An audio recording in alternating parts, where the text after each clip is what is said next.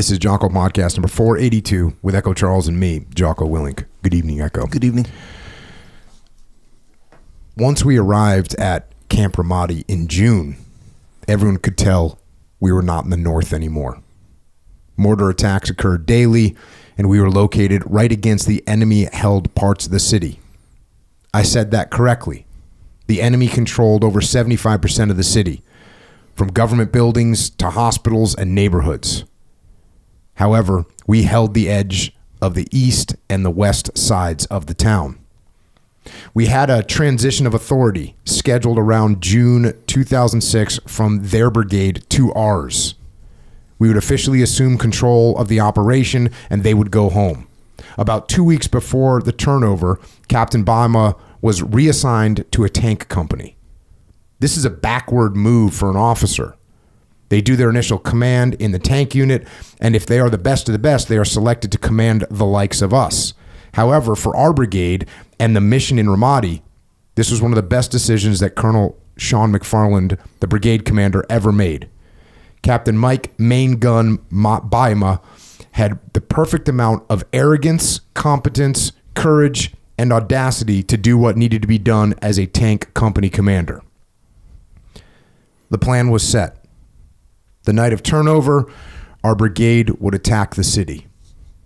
We would simply push from west and east and meet in the middle, no matter how long that took. Our unit was again attached to another battalion, and we were still serving conventional roles. But as a bonus, we'd be in a close relationship with SEAL Team 3 Task Unit Bruiser and begin planning for our small kill team operations. And that right there is a little excerpt from a book, an outstanding book, which is called Chop That Shit Up. And we will get to the meaning behind that title. It's written by a guy named Daniel Pinion, who is a retired Army Command Sergeant Major. He served for 28 years in the Army, and he led infantry, he led armor, he led cavalry soldiers at every level of leadership. He's been awarded the Legion of Merit, 2 Bronze Stars, Purple Heart, 5 Meritorious Service Medals, 9 Army Achievement Medals, and a slew of other personal and unit awards. His brigade recon troop in the Battle of Ramadi was deployed constantly into points of friction, and his troop suffered the highest casualty rate of any company-sized unit in the entire brigade. And yet, under Dan Pinion's leadership, they never wavered. Not one time. And it's an honor to have him with us here tonight to share some of his experiences and lessons learned. Dan, it's great to see you, man. And thanks for joining us. Yeah, and Jocko, this is amazing. Thank you so much, Echo. Awesome to see you, brother. I look forward to telling some of these stories. Thank you. 9 Army Achievement Medals. So I thought I was pretty good because I have 5 Navy Achievement Medals. You know, Echo Charles, you can get an Army Achievement Medal or a Navy Achievement Medal for like some very interesting things. And I think I got 4 of them as an enlisted guy. And it would be like, this is during the 90s, and I get a Navy Achievement Medal, you know, because I ran a course of instruction that included 13 hours of training or something like that. You get a Navy Achievement Medal. Yeah. So, but 9 of them. Yeah, I might have got one for showing up to formation on time. Exactly. Yeah. Right on. That's awesome, man. Yeah, thanks for joining us. This book is amazing. It's just an outstanding book, and we'll talk about how you wrote the book and everything, but let's get into the book a little bit and go through what your life was like before you started your Army career. I'm going to go to the book here. It says, I grew up average in almost every possible way. Although my mom divorced my biological father when I was little, I grew up in a two-parent household from the age of 5 and count my stepfather as my dad. I have a twin sister, 2 younger brothers, and cousins who lived only 30 minutes away from us growing up. It takes a village to raise a child, and we had that with our family and community. And this was where, in New Jersey? Yeah, New Jersey. Whereabouts in New Jersey was it? Andover, New Jersey, Newton, New Jersey, so way up north, okay. Right against Pennsylvania, Del Water Gap. So if you ever eat M&Ms, I'm looking at you two. You guys obviously don't eat M&Ms, but let's not jump to conclusions here. I could get busy on some M&Ms from time to time. If you ever eat some M&Ms, they're made right in town next to us in Hackettstown. But there you go. Right up by the Delwater Gap. Country. In fact, we're so country. They used to come sing Old MacDonald Had a Farm when they come play us in sports. So cornfields and dairy cows. Yeah, that's awesome. You say I considered us middle class. Big house with a yard, woods for days behind us, a friendly and safe neighborhood, and hardworking parents who seem to make everything possible for their kids. My mom couponed during the week with my aunt Barbie, and then woke me up every Sunday to help deliver the Sunday paper while listening to Elvis on the radio. My dad, who to this day never sits still, worked in the garage or at work from 6 a.m. until 11 p.m. almost daily to help us make ends meet. I also think he simply liked tinkering with cars and listening to the 8-track player. What did he do for a living? Was he a mechanic? Yeah, mechanic. Okay. Basically, diesel mechanic. Self-taught, never school trained, and probably, people call him to this day about mechanics. This guy, Dad, I love it. This guy, I'm amazed at how smart he is. He's amazing.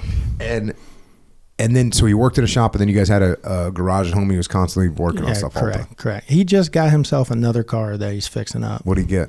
Do you know? No, it's old, though. It's like 1920s, 1930s. He's going to fix it up, and he sells it. That's awesome, man.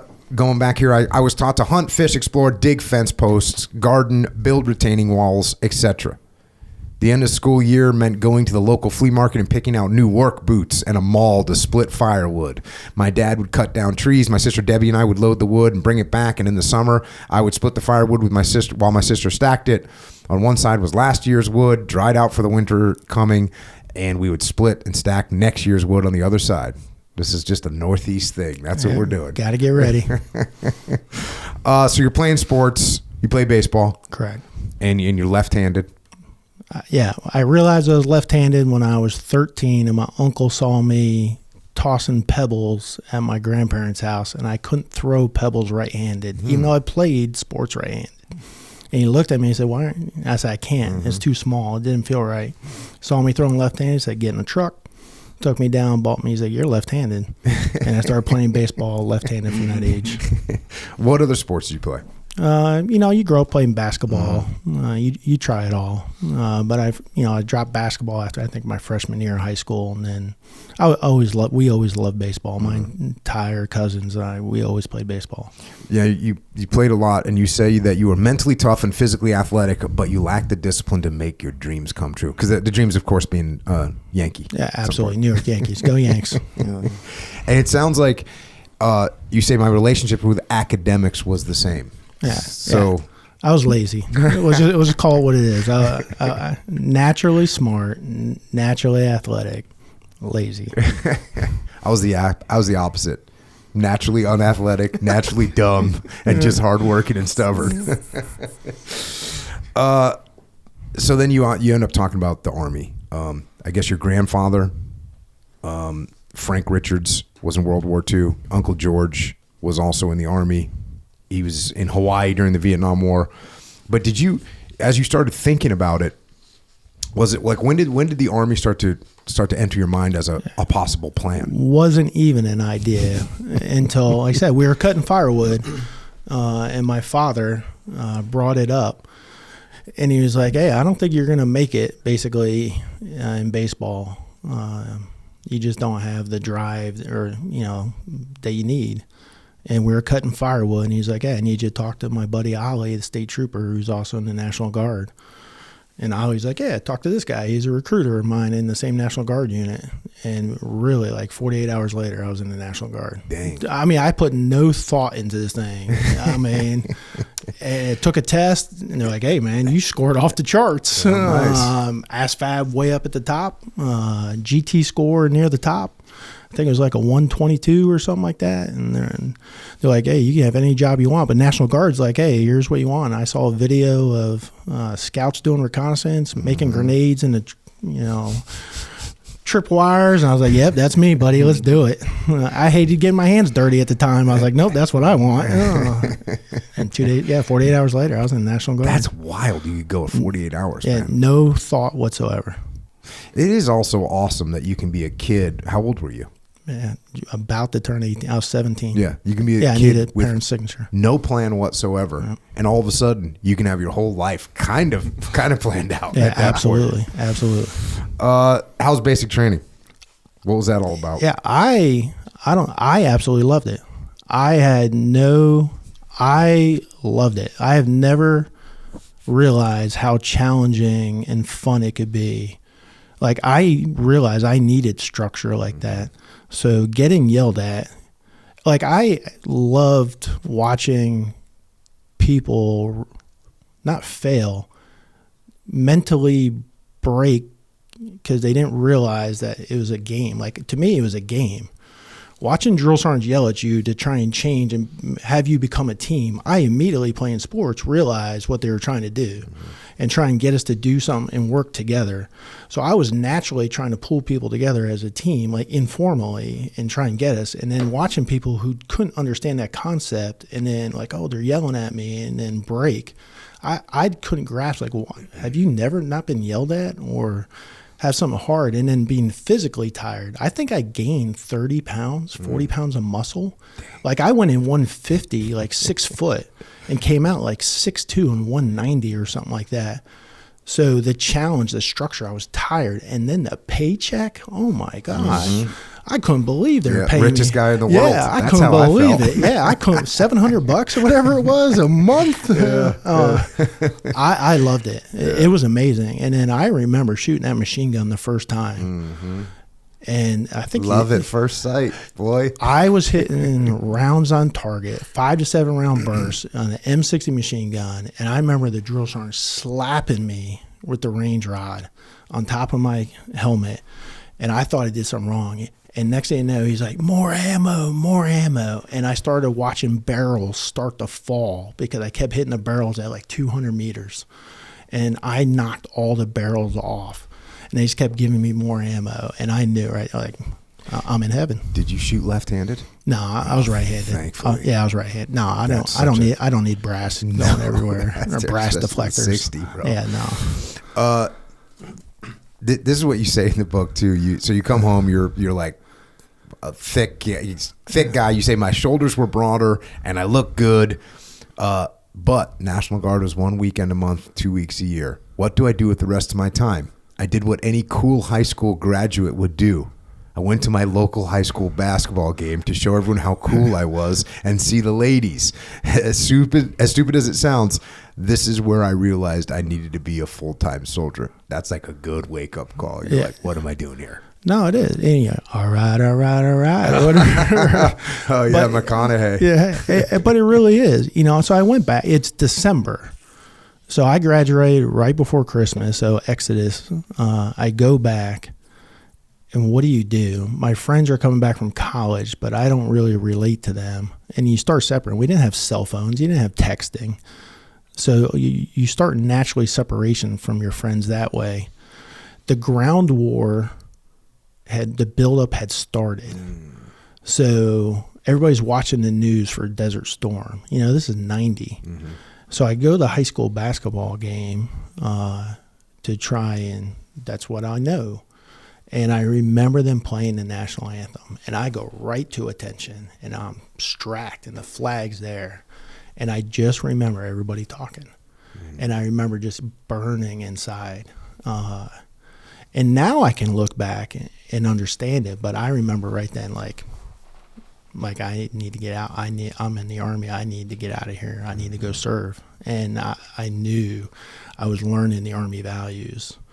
So that 16 weeks of basic training and serving your country in a bigger cause, like, was starting in my blood right then, and I felt it. And I need to put myself in a position to do something. So I went home. I was like, hey, I'm joining active duty, and I'm going to serve my country. And was it hard to transition over to active duty? No, not at all. Factor. No, because I thought active duty was basic training. I thought I was going to drill sergeants. Like I showed up in California, Fort Ord, Monterey, California, and I remember asking them, like, "Where's the drill sergeants?" They're like, "What? There ain't no drill sergeants here." Yeah, that's what you think the whole military is like. Wow. Yeah. So this book, just a little bit about this book. This book really is, even though I started with like this first chapter where you're talking about how you grew up and stuff, the book it's not like a chronological of your whole life. It's not an autobiography or anything. It's more some of the highlights that I'll hit some of them that where you learned big lessons, right?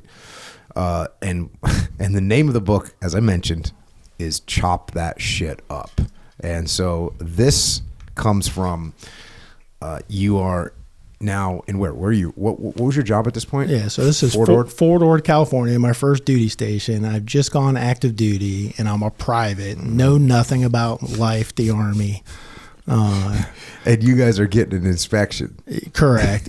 So this is the Army in the 90s where they inspect your rooms every day. You have to clean everything. And our platoon was responsible for the latrine. And remember, this is, shower heads, 6 to 10 shower heads, 10 toilets, sinks, and whatever, open bay. You didn't have your individual bathrooms.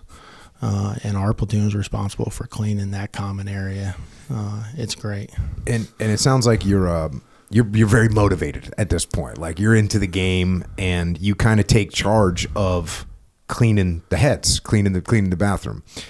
And you say in the book here, so you're looking at the first sergeant, he's kind of on his way, and in the first stall toilet, you say this: "We were staring at the biggest turd I'd ever seen in my life. Whoever deposited this monster needed to see a doctor to get their butthole fixed because it had to be tore up. I can't do this turd justice. It was so big, it was just sitting at the bottom of the toilet bowl, and it could easily touch each side of the rim. It was longer than an M7 bayonet, if that helps."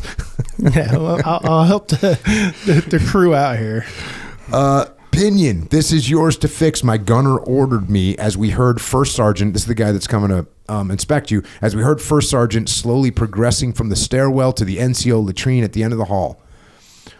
Only the hallway left and then us. It would take minutes at least to fix this. So you start to flush it, you flush it again, and the turd's not going anywhere.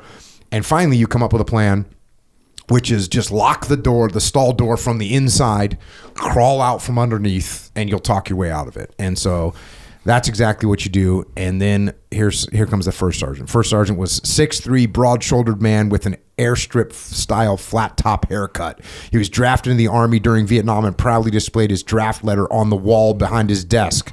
A Huey door gunner in Vietnam, he claimed he had been shot down 3 times during combat. He looked like he could kill you by looking at you. "Good morning, First Sergeant. Welcome to our fine dining establishment. So clean you can eat off the floor." My bullshit mode was in full gear this morning. "Shut up, Pinion. Get out of my way. Everyone has failed so far, and I don't see you bucking the trend." We were screwed. "At ease," I yelled, and everyone inside the latrine snapped to parade rest. This is to indicate respect when an NCO is the senior person entering a room. "Carry on, troopers," he commanded under his breath. First Sergeant immediately moved towards the first stall, as was his routine. "Why is the door shut? Who thinks it's okay to take a dump during my inspection? Pinch it off and get out of the stall, trooper." "First Sergeant, it's empty," I calmly stated over my right shoulder while stationed at the door's entrance. "It's broken." "What's the matter with it?" First Sergeant asked. And here I made a mistake. I had yet to learn that the First Sergeant was responsible for maintenance and work orders for the buildings in our unit. This was about to get ugly. "It won't flush, First Sergeant," I hesitantly responded. "Open it up, Pinion." Oh no, here we go. I crawled back under the stall wall and glanced at our enemy. He was still there, with a hint of a smile forming. "You son of a bitch." If I saw any soldier walking like his butt hurt, I was going to kick it for this. I unlocked the door. As it swung open, I held the door against the stall wall with my back and stood at parade rest with the First Sergeant on my left and the toilet on my right. "Holy shit," the First Sergeant screamed as a few soldiers behind him giggled. Roger that, First Sergeant, I said defeatedly. First Sergeant squeezed into the stall next to me at parade rest, and him staring at the most giant shit in the history of soldier turds. He reached over and flushed the handle. Nothing. The big smiling turd refused to move. First Sergeant turned his cold eyes toward me. You know what you have to do, Pinion? No, First Sergeant. First Sergeant held his right hand in front of my face and formed the famous knife hand used by every NCO and drill sergeant during their career, also used in a karate chop. First Sergeant took his hand from my face, turned toward the toilet, and, still looking me dead in the eyes, chopped his hand in the toilet. You have to chop that shit up, he said confidently. The other soldiers in the latrine were gagging or full out laughing now. I was in shock but still at parade rest, refusing to look at the hand-to-hand combat taking place in the toilet. First Sergeant stared at me the whole time. He finally lifted his hand from the destruction, reached over, and hit the toilet handle. The most beautiful sound of swirling perfection took place, and the itsy-bitsy chopped into 1,000 pieces turd drained away. The First Sergeant straightened up and stared into my eyes again. Pinion, this is a life lesson here today. During your career, you will hit many obstacles that won't go away on the first try. When that happens, you can give up and walk away, or simply roll up your sleeve and chop that shit up. Understand? Yes, First Sergeant, I replied as First Sergeant wiped his combat-proven hand on my left arm and shoulder. After his hand was clean, First Sergeant winked, left the latrine, and said we had passed the inspection. I can see it like it was yesterday. So he wiped his freaking hand on you too? Now just look. He's like this. Uh-huh. And gets done, and then is wiping like this. But that mentality's real, though, isn't it? Got a problem. What are you going to do? Yeah, I mean, there's many metaphors, and obviously, I mean, I live this, and what a lesson to learn I was almost 19. I mean, some people say, how do you eat an elephant one bite at a time? It's the same metaphor, and this is this, and I have used that mentality my entire life since that. I was just doing something, a task 2 weeks ago, and I was chopping it up. Same thing. And that's how I look at all obstacles in life. And that First Sergeant taught me that at 19. And I would not have been successful in my military career without that lesson and that toilet and that visualization that I've carried the rest of my life. And now you have it. Yeah, now we all have that lovely visualization. Yes. That's awesome. Fast forward a little bit. In October 1992, I reported to Freiburg, Germany, where I was assigned to a reconnaissance scout platoon in 4th Battalion, 67th Armored Regiment. This was very different from my job at Fort Ord, where I was genuinely light and served as division reconnaissance for the 7th Infantry Division. Here I would learn to complement heavy units and tanks. So this is how'd you like it when you get to Germany when you show up there? Well, I loved it. You know, one, I came away with a German wife. So for 30 years, it worked out perfect. So that's a win. Yes. And two, I've been fortunate, you know, I'm sure we'll talk about it, but I've been fortunate as a 19 Delta Cavalry Scout. I have been blessed to have been light, heavy, helicopters, Bradleys, Humvees. You know, I've seen the realm of what reconnaissance can do. So I wasn't just funneled in one area or became special in one area. I've seen the 360 of our job. So I was fortunate in that knowledge space. Heavy special, it's different. Yeah, it was interesting from my perspective. So for us, when I grew up in the SEAL teams, and for us, reconnaissance meant there's only one thing. When I thought of reconnaissance, I only thought of one thing, and that was a very small group of guys foot patrolling somewhere, very clandestine, and basically you're like hiding and you're not going to be seen. And I remember the first time, it was actually with the 137, and we were going into South Central Ramadi, and they're like, yeah, we're going to do an armored reconnaissance. And I was kind of like, huh. I mean, I knew what it was just by the name, but I was like, that's a totally different viewpoint. armored reconnaissance means we're going to drive tanks down there and look around and see what's going on. And it was very different from my idea. Correct. And what I liked about, the same thing. So I was in Freiburg supporting basically 137 or tank battalions is same thing. You're light, you're on foot, and you're going deep, but you're really exploring how can I effectively help armored battalions maneuver to effectively engage the enemy. So what are their axis of attacks that I can recon for them to set them in the best position to attack the enemy and defeat the enemy? And then what information can I give them in effect, or artillery? Mm-hmm. How can I affect the battle using artillery? So So are they training you to look for? Here's this kind of terrain is a problem for tanks. This is absolutely. This is what they're training you for. Yeah, absolutely. So whether it's a route reconnaissance or area reconnaissance or zone reconnaissance, where we're looking at 3 to 5 kilometers wide, going 10 to 15 kilometers deep as one platoon, and then looking at the entire terrain of how we can maneuver the battalion or the brigade behind us to come up to the enemy. And this is. I guess this is kind of after the Cold War, right? So the wall's down in the 90s, and so but you guys, I'm sure, still had like this vision of fighting the Russians. Oh, you're absolutely fighting the Russian threat. So the 3x3x3, and yeah, you're absolutely right on. Fast forward a little bit, and again, get the book. The book it's got so many details. I'm not going to cover and read some high points of it, but the book is it's such a. The way you wrote it, it's like listening to somebody tell a really good long story. So get the book. Fast forward a little bit. That year was a good one, and we would end it with a bang in July. I'd married my German wife, and we spent 3 weeks of our honeymoon traveling to see family in New Jersey and Florida. Our scout platoon was the best in Germany for the second straight year, and I had reenlisted to spend 6 more years in the Army, with a picture of Elvis as the backdrop as he had been stationed in Freiburg. The Army gave me a wife and a rent-free place to live, which is the housing area, and my leaders lived down the street. Life was good. It's like perfect. Can't go wrong. Living the dream. Fast forward a little bit. On December 01, the 1st of December 1994, a Thursday, I was officially promoted to sergeant by our battalion commander. So you're making rank too. Yeah, correct. Focused, working hard.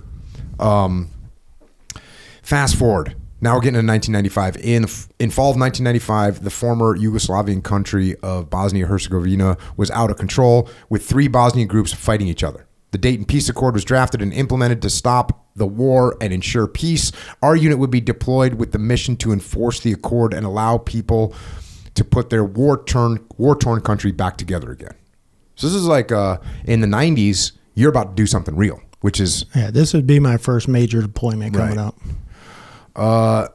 Fast forward a little bit. We were nervous, but this was supposed to be a peacekeeping mission. The only threat discussed was thousands of mines in the country. Our maps were littered with red dots, and one red dot represented between 1 and 1,000 mines in that area. That's real.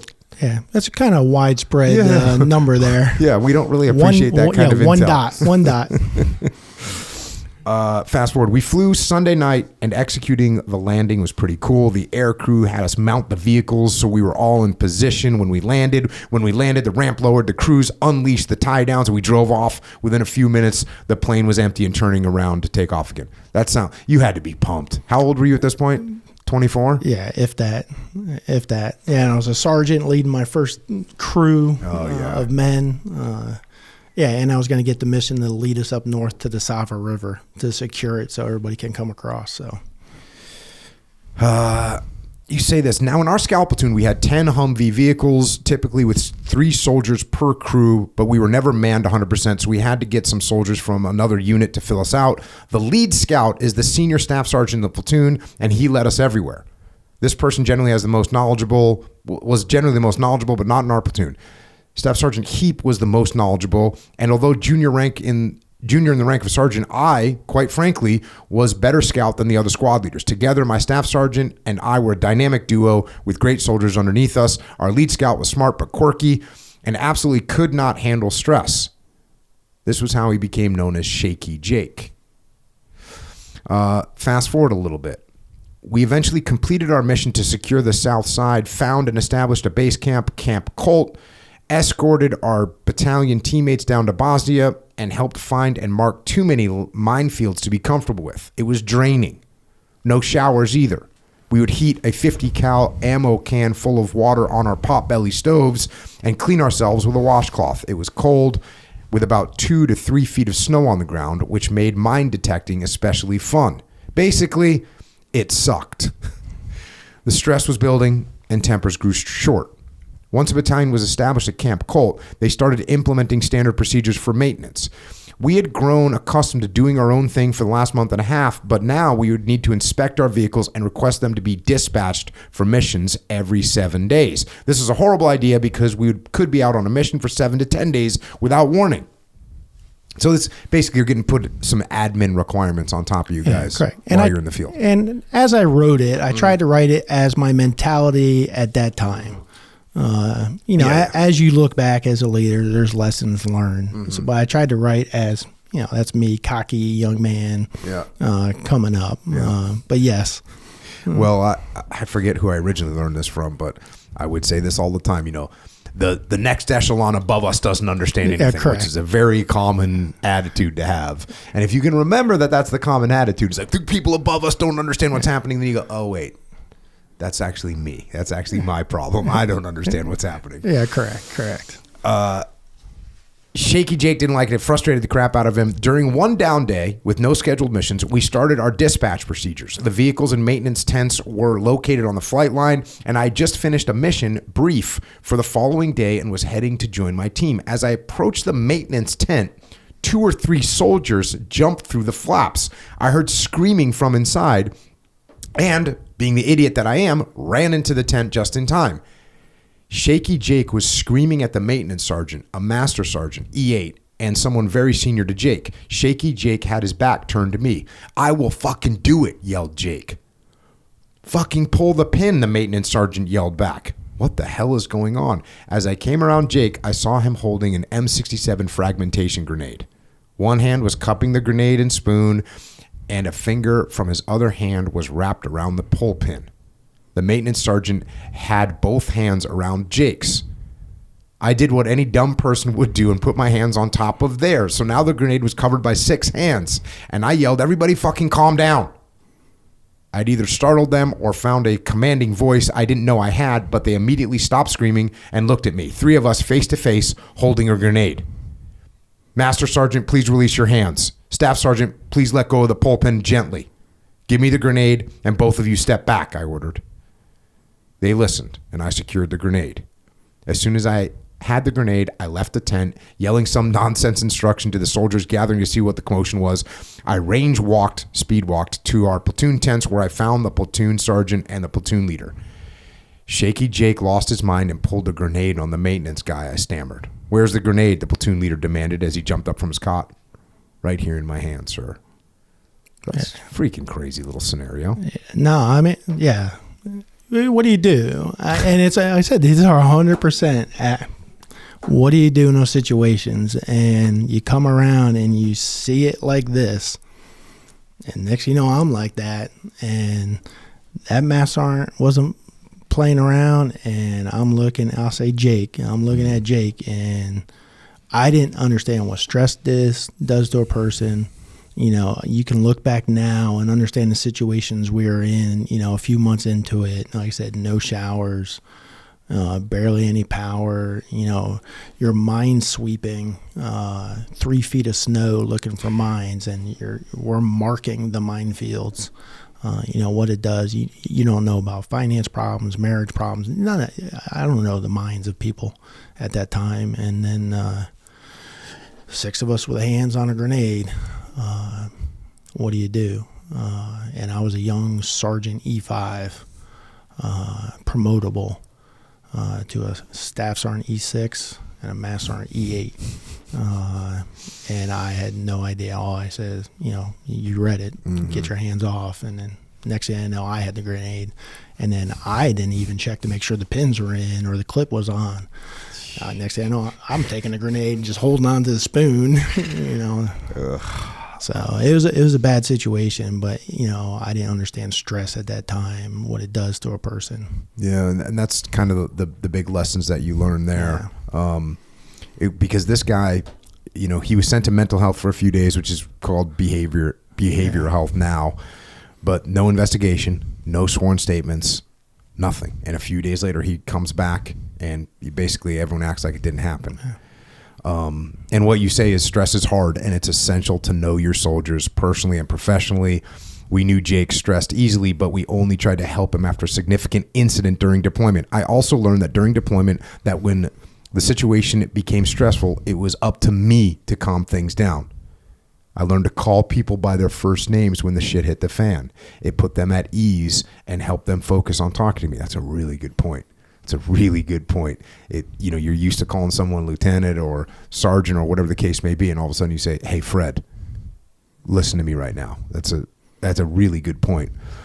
You say in later positions, I use these lessons to show my soldiers it was okay to have problems and acknowledge them. I was the first to make routine appointments with behavioral health, and I made sure my soldiers knew and saw, and more importantly, joined me.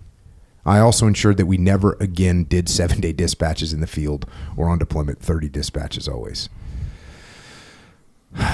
So you're learning lessons. Where on September 11th, where were you?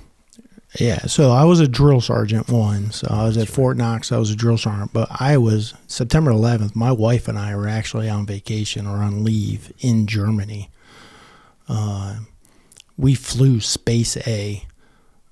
So I was getting ready to come off the trail. So my tour was ending. Your tour as a drill sergeant was coming to an end. What as a drill sergeant? How'd you like being a drill sergeant? I loved it. And to me, it seems like you are going to get to understand human beings absolutely at a higher level being a drill sergeant. Yeah. So I was fortunate to be selected for the next higher rank and drill sergeant within a 2-week period. Wow. So technically it was going to put me behind sort of like my platoon sergeant timeline, but I was such a better platoon sergeant preparedness wise by being a drill sergeant first.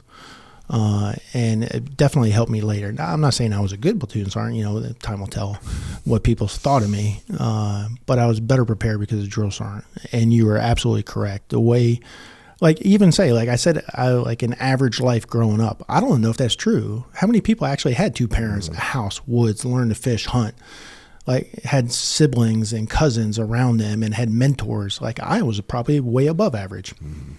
And you don't see that until you see all these different cultures come together and you teach them how to be teammates. Just like when I taught ROTC and teaching college kids how to be officers, like I got to see different spectrums of stuff in life in my career. So being a drill sergeant was one of the highlights, but I was overseas when September 11th actually happened, and I started calling like, "Hey, do you need me to report to this base? Can I fly home?" It was hard times. And so where did you go next? After September, after drill sergeant. So after drill sergeant, you're overseas. What are you like on like a wrapping up your tour as a drill sergeant leave type thing? No, so my wife, because she was German, had hiatus from her job, so she was ending her 3 years. So we were trying to go back to Germany. So we were actually back in Germany looking for housing, and I was working with Branch trying to get assignment back to Germany, and we're visiting her parents. And we're coming up, and I basically told Branch, I said, I really would like to go to Germany because my wife's going back there with or without me. And that's where they're like, hey, you can go to Ranger School or Pathfinder. If you go to Ranger School, I'm not sure I can get you Germany. If you go to Pathfinder, you can go to Germany. I said, well, I guess I'm going Pathfinder. Yeah. And I went to Pathfinder and got Germany. When September 11th happened, when I saw it happening, obviously I knew there was going to be a response, but in no part of my brain did I think we were about to start 20 years of war. No. What were you thinking? Yeah, I honestly, I don't know if I thought 20 years either. I didn't know who was absolutely responsible. I can't say even if my focus was on that. I think my focus was making sure there's prepared for whatever was about to come. And I knew Afghanistan when we first were going into Afghanistan, and then they were talking Iraq, and I was a platoon sergeant now. My sole focus was making sure our platoon was prepared for whatever we were getting ready to go to, whatever that way. And it was just making sure we were trained, and we had a troop commander that just pushed us in training, and that's what I just focused on that, not length, not where, not what, just our jobs were ready for whatever wherever we were going. Speaking of training, I'm going to fast forward a little bit in the book. You guys are preparing to go out in the field for some training. You say it was an alert to go in the field. 100% accountability by 0400, order brief at 0500, and roll out to the field by 0800. About 15 minutes before the mission brief, I heard the first sergeant yelling for me to get to the commander's office. I thought nothing of it, maybe just wanted an update to see how fast we could move after the mission brief. I was wrong. What do you know about such and such whorehouse? Demanded the commander. The second platoon sergeant, whom I admired deeply, was there as well. A deep-rooted military family and traditions type of soldier, also extremely competent. Never heard of it, sir. I am married, I sarcastically replied, but I really had never heard of it. Well, Staff Sergeant Michaels from 2nd Platoon is apparently there, and I need you two to go retrieve him, he ordered. I looked at my battle buddy and then at the first sergeant, all of us wearing shit-eating grins because this might turn out to be fun. Roger that, sir. So you say you're probably selected for this mission because you spoke German. You figure out where this place is, and you show up at this brothel, and you say, we had entered another dimension, a vast living room with humongous cathedral ceilings, a beautiful staircase in the middle led to the rooms above. Couches, tables, and chairs were spread throughout like it was a spa. In one corner of the room was a buffet of drinks and fresh fruit for breakfast. In the other corner sat a mini weight set to work out on. And we saw an enclosed glass area with a small pool and hot tub. This place was the ultimate man cave. Lots of TVs and music played at 0600 in the morning.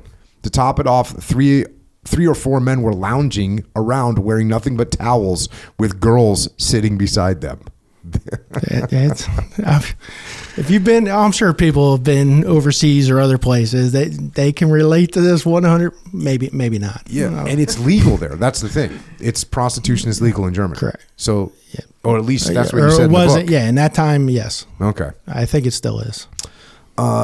Trying not to stare because some of the women were completely naked, we hurried up the stairs, opened the doors one by one. On the second floor, we found our guy knocked out between two beautiful Asian women who woke as we entered. Get your ass up and let's go, fuck stick. We're going in the field in 2 hours. You guys rush downstairs. He gets dressed. And then this is what I just had to read this section because of this. As we were leaving, I saw it.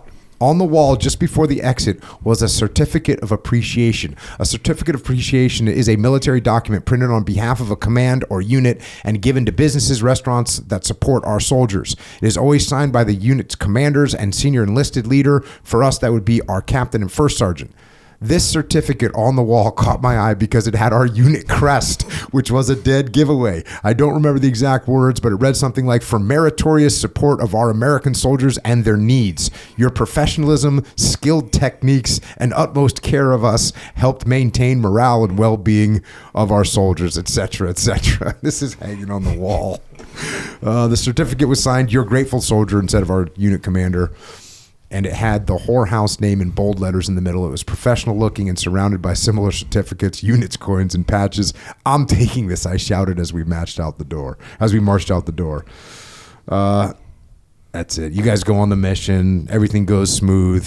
And here's the lesson you learned here. Before being released for the weekend, our commander and first sergeant held a meeting, and the captain issued a new policy letter outlining off-limits establishments. Of course, the whorehouse was at the top of the list, along with many other establishments. We never had an issue with the whorehouse again.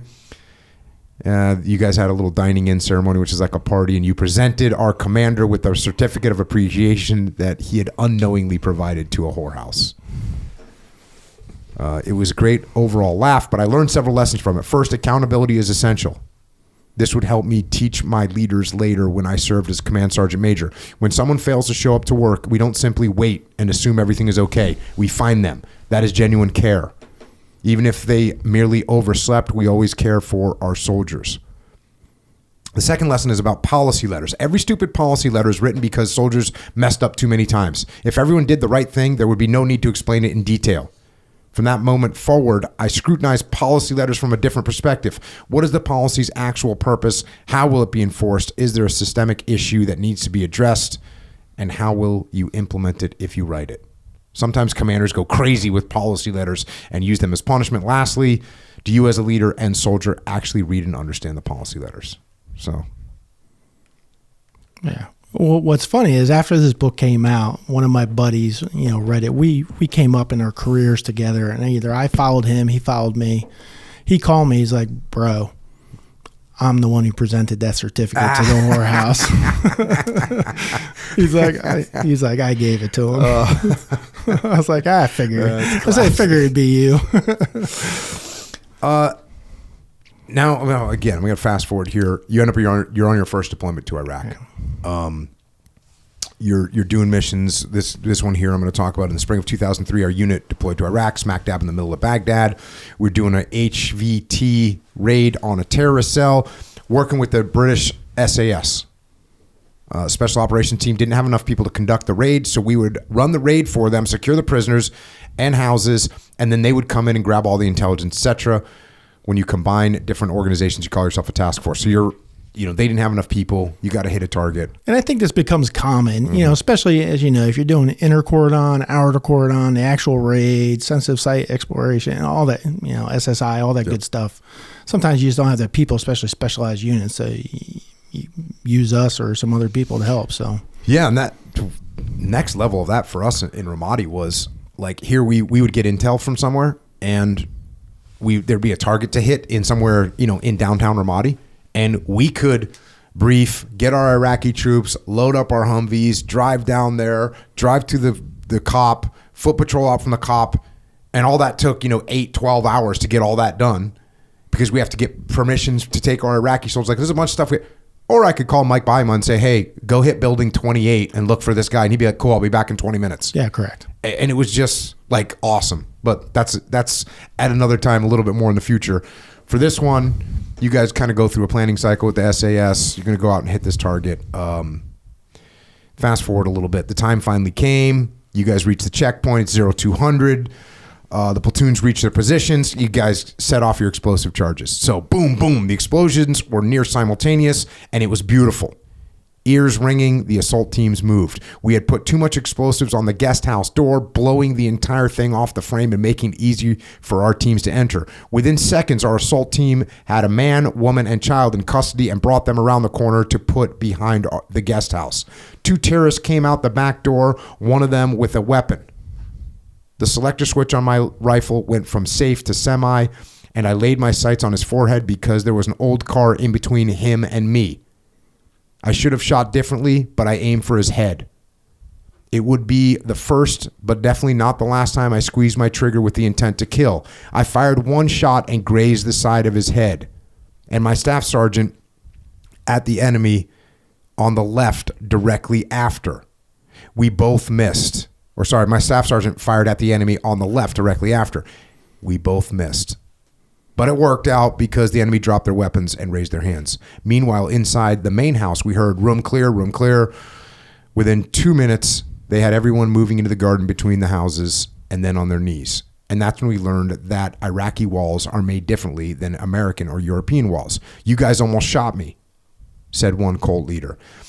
The tracer round I had fired, the first round to guide everyone to where I was shooting, nicked my target, traveled through 2 walls, and past the other assault team. That near miss made us rethink where and how we positioned people for future raids. With the site secure and the inner cordon set, we brought in the special operations team who conducted their sensitive site exploitation. We secured 9 terrorists, 3 HVTs, and a crapload of weapons to boot. It was an extremely successful mission. After returning, the special operations team came by and shook every one of our soldiers' hands and said that was one of the best executed raids they'd seen. It would also lead to many more dangerous missions, but we had confidence and experience to execute them all. The biggest lesson I learned this time was about not missing my target when I shot. I will never forget that moment. I didn't regret trying to kill someone. I regretted missing. And I made sure my soldiers and I never missed again. When you only had 3 to 5 seconds to engage an enemy when ambushed, if you missed, they ran away. But if you hit them, they had to stay and fight, and we now owned the ambush and could kill the enemy. Ask any of the soldiers I led after this mission, and they will tell you I put emphasis on marksmanship and shooting. We never missed again. That's the shooting part, and then the understanding what your backdrop is, and if you miss, you could be hitting your own guys, which is something that a lot of times, that doesn't really happen in the movies, where you don't think about what your backdrops are. I think I learned this when in the 90s, we had one of the main kill houses that we used when I was at SEAL Team 1 was made of just literally plywood. And so you had to set up your whole assault to not have anyone downrange, because we didn't have bullet traps at this time. Like, we would just shoot paper targets or cardboard silhouettes that are in a house. So you had to kind of figure out the geometry of the whole thing to make sure that you weren't going to shoot your own guys. And that's something that you don't think about a lot. I mean, I put no thought of rounds going through the outer exterior of an Iraqi house until that point. Not at all. That totally changed our thought process, especially as we're thinking about like inner cordon. And until they said they saw the tracer go through the exterior wall and 2 interior walls. And then, like I said, I taking lives or pulling a trigger against an enemy, I will never regret if that's what we're asked to do. And we saw in Ramadi, as we'll talk, when you're getting side street ambushes or from rooftop or a window, and you only have a split second to see it, react, and engage before they run away or hide or circle a different direction. You only get one shot, and if you miss, you're not going to get a second chance until later. Yeah. But if you hit them, it's on, and I will take my chances every day when it's on. So we emphasize shooting nonstop. I mean, we zeroed on a 1-inch square at 100 meters. I mean, that was our zero from that point on. And it was 5 out of 6 at 100 meters, 1-inch square, black square. And if you weren't in that, it didn't count. Yeah, the marksmanship is a real thing. Got to be good. Yeah, absolutely. This was kind of a story here that it just shows you how awesome our soldiers are. You say, when our new brigade commander came in, our mission immediately changed. We would now split up our assignments. One platoon would escort the brigade to meet the brigade command team around, while the other conducted IED route clearance missions around headquarters. No more raids and finding bad guys. We became a taxi service and circled the headquarters looking for explosives. That's a significant mission change. It is. And it says, so you're talking 2003. You're right behind the main push. I mean, they're going from dropping grenades and taking Baghdad International Airport, third ID, and we're right behind them. And our mission was find bad guys. And like you were talking about earlier, we basically had the whole brigade footprint, and we could go to all the battalions and say, hey, we want to operate in your sector for a week. What would you like us to do for you, or how can we help you? So we knew the entire East Baghdad footprint and could help all the battalions and be like, hey, we would love you to do this. And that's what we did. We found bad guys, and it was awesome. What months was this? This would be, May 03 to basically probably, October 03 when it first started, or that time period. Yeah, so this is like Wild West activities going correct. on. Yeah, correct. And again, the enemy isn't really, they're learning IEDs at that time. So they're dropping grenades. They're learning. And then they lifted stop loss, and commanders started switching out.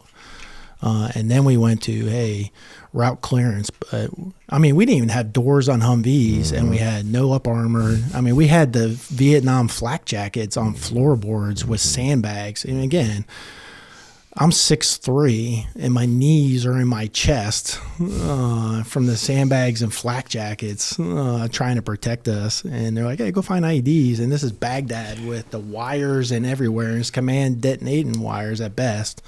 I mean, it's just trash. And you didn't have the vehicles and we're driving around in circles. Yeah, we had the same thing, unarmored Humvees. We had the literal actual canvas doors. Yeah. You know, like, and so what we did was we popped those doors off completely and we turned our seats so that they faced outboard. Yeah, I saw and so then at least we'd be presenting the plate of our body armor.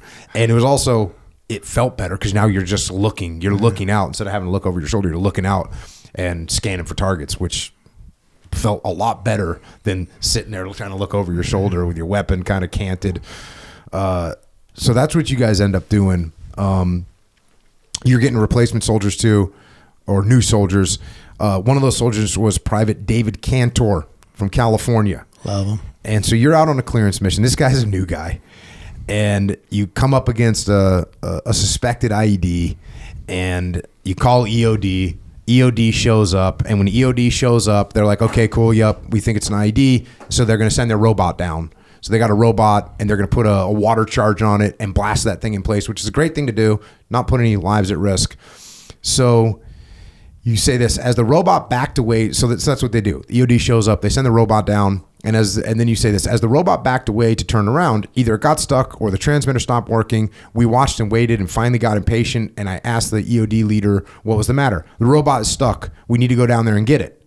Crap, here we go, I thought. I turned and saw the other EOD soldier putting on his bomb suit. I started calculating whether we needed to expand our perimeter to look for bad guys in case this was a command detonated or someone was waiting for the EOD soldiers to get close enough. I called the leaders over and we mapped out 2 areas we would push to ensure no one was watching or waiting for us. I spotted Private Cantor edging closer to us as we talked and decided to fuck with him. In combat, in a stressful situation. Welcome to the Army. Cantor, come here, Private. We need help. The robot is stuck and we need you to go get it, I ordered. Cantor went ghost white, which was the reaction I expected. For someone with Colombian blood, he looked positively Caucasian at that moment. Cantor hadn't seen the soldier in the bomb suit yet. He looked at the robot, then at me, and very nervously said, "Roger that, Sergeant," and turned toward the robot. I was utterly amazed. He didn't really know us yet or trust us, and this was his first experience with an explosive device. Yet he thought it was his duty to go down there, and that's what he planned to do. We immediately stopped him, of course, and laughed our asses off. You could see the blood rush back to Cantor's body after a massive look of relief came over his face. It was a golden moment. That's, to me, just an epic story. Like, you got a guy, hey, we need you to go and just risk your life to go grab this robot. And he's like, yep, roger that. Yeah, I mean, yeah, one, I'm going to meet Cantor tonight after this. Oh, so awesome. It's amazing. And then Cantor becomes a sniper and does amazing stuff for us in Ramadi. Again, he worked with Chris Kyle and stuff. I mean, Cantor saved lives when we talk Dietrich here. But new private, replacement, grows up, his brother's in a gang from the streets here in California, and serves his country, and we ask him to do something, and he's like, roger that. Scared, and he does it. And that's just one of many of a few soldiers. Yeah, he's absolutely amazing. And we're messing with a kid in combat. But that's, I bet you all militaries like that. Yeah. I'm sure somebody's like, oh, that's horrendous. That's the military. Yeah, it's horrendous. And really, it was safe. It's horrendous and really funny. And it's true. Yes. And there's another cool story you read about Cantor in here. He ends up getting in trouble at some point and like going AWOL for a little bit. And you call him up, you talk to him, and when you say, hey, look, you got to come back, get back here. And when he gets back, you punish him. You say we rip off his rank and demote him to private. But if you check his official paperwork, there won't be anything. Because as far as anyone's knew. Yeah. So you did a little paperwork shuffle. Yeah, I mean, there is no paperwork. Exactly. Yeah, rank came off his chest and rank went back on his chest. He graduated sniper school.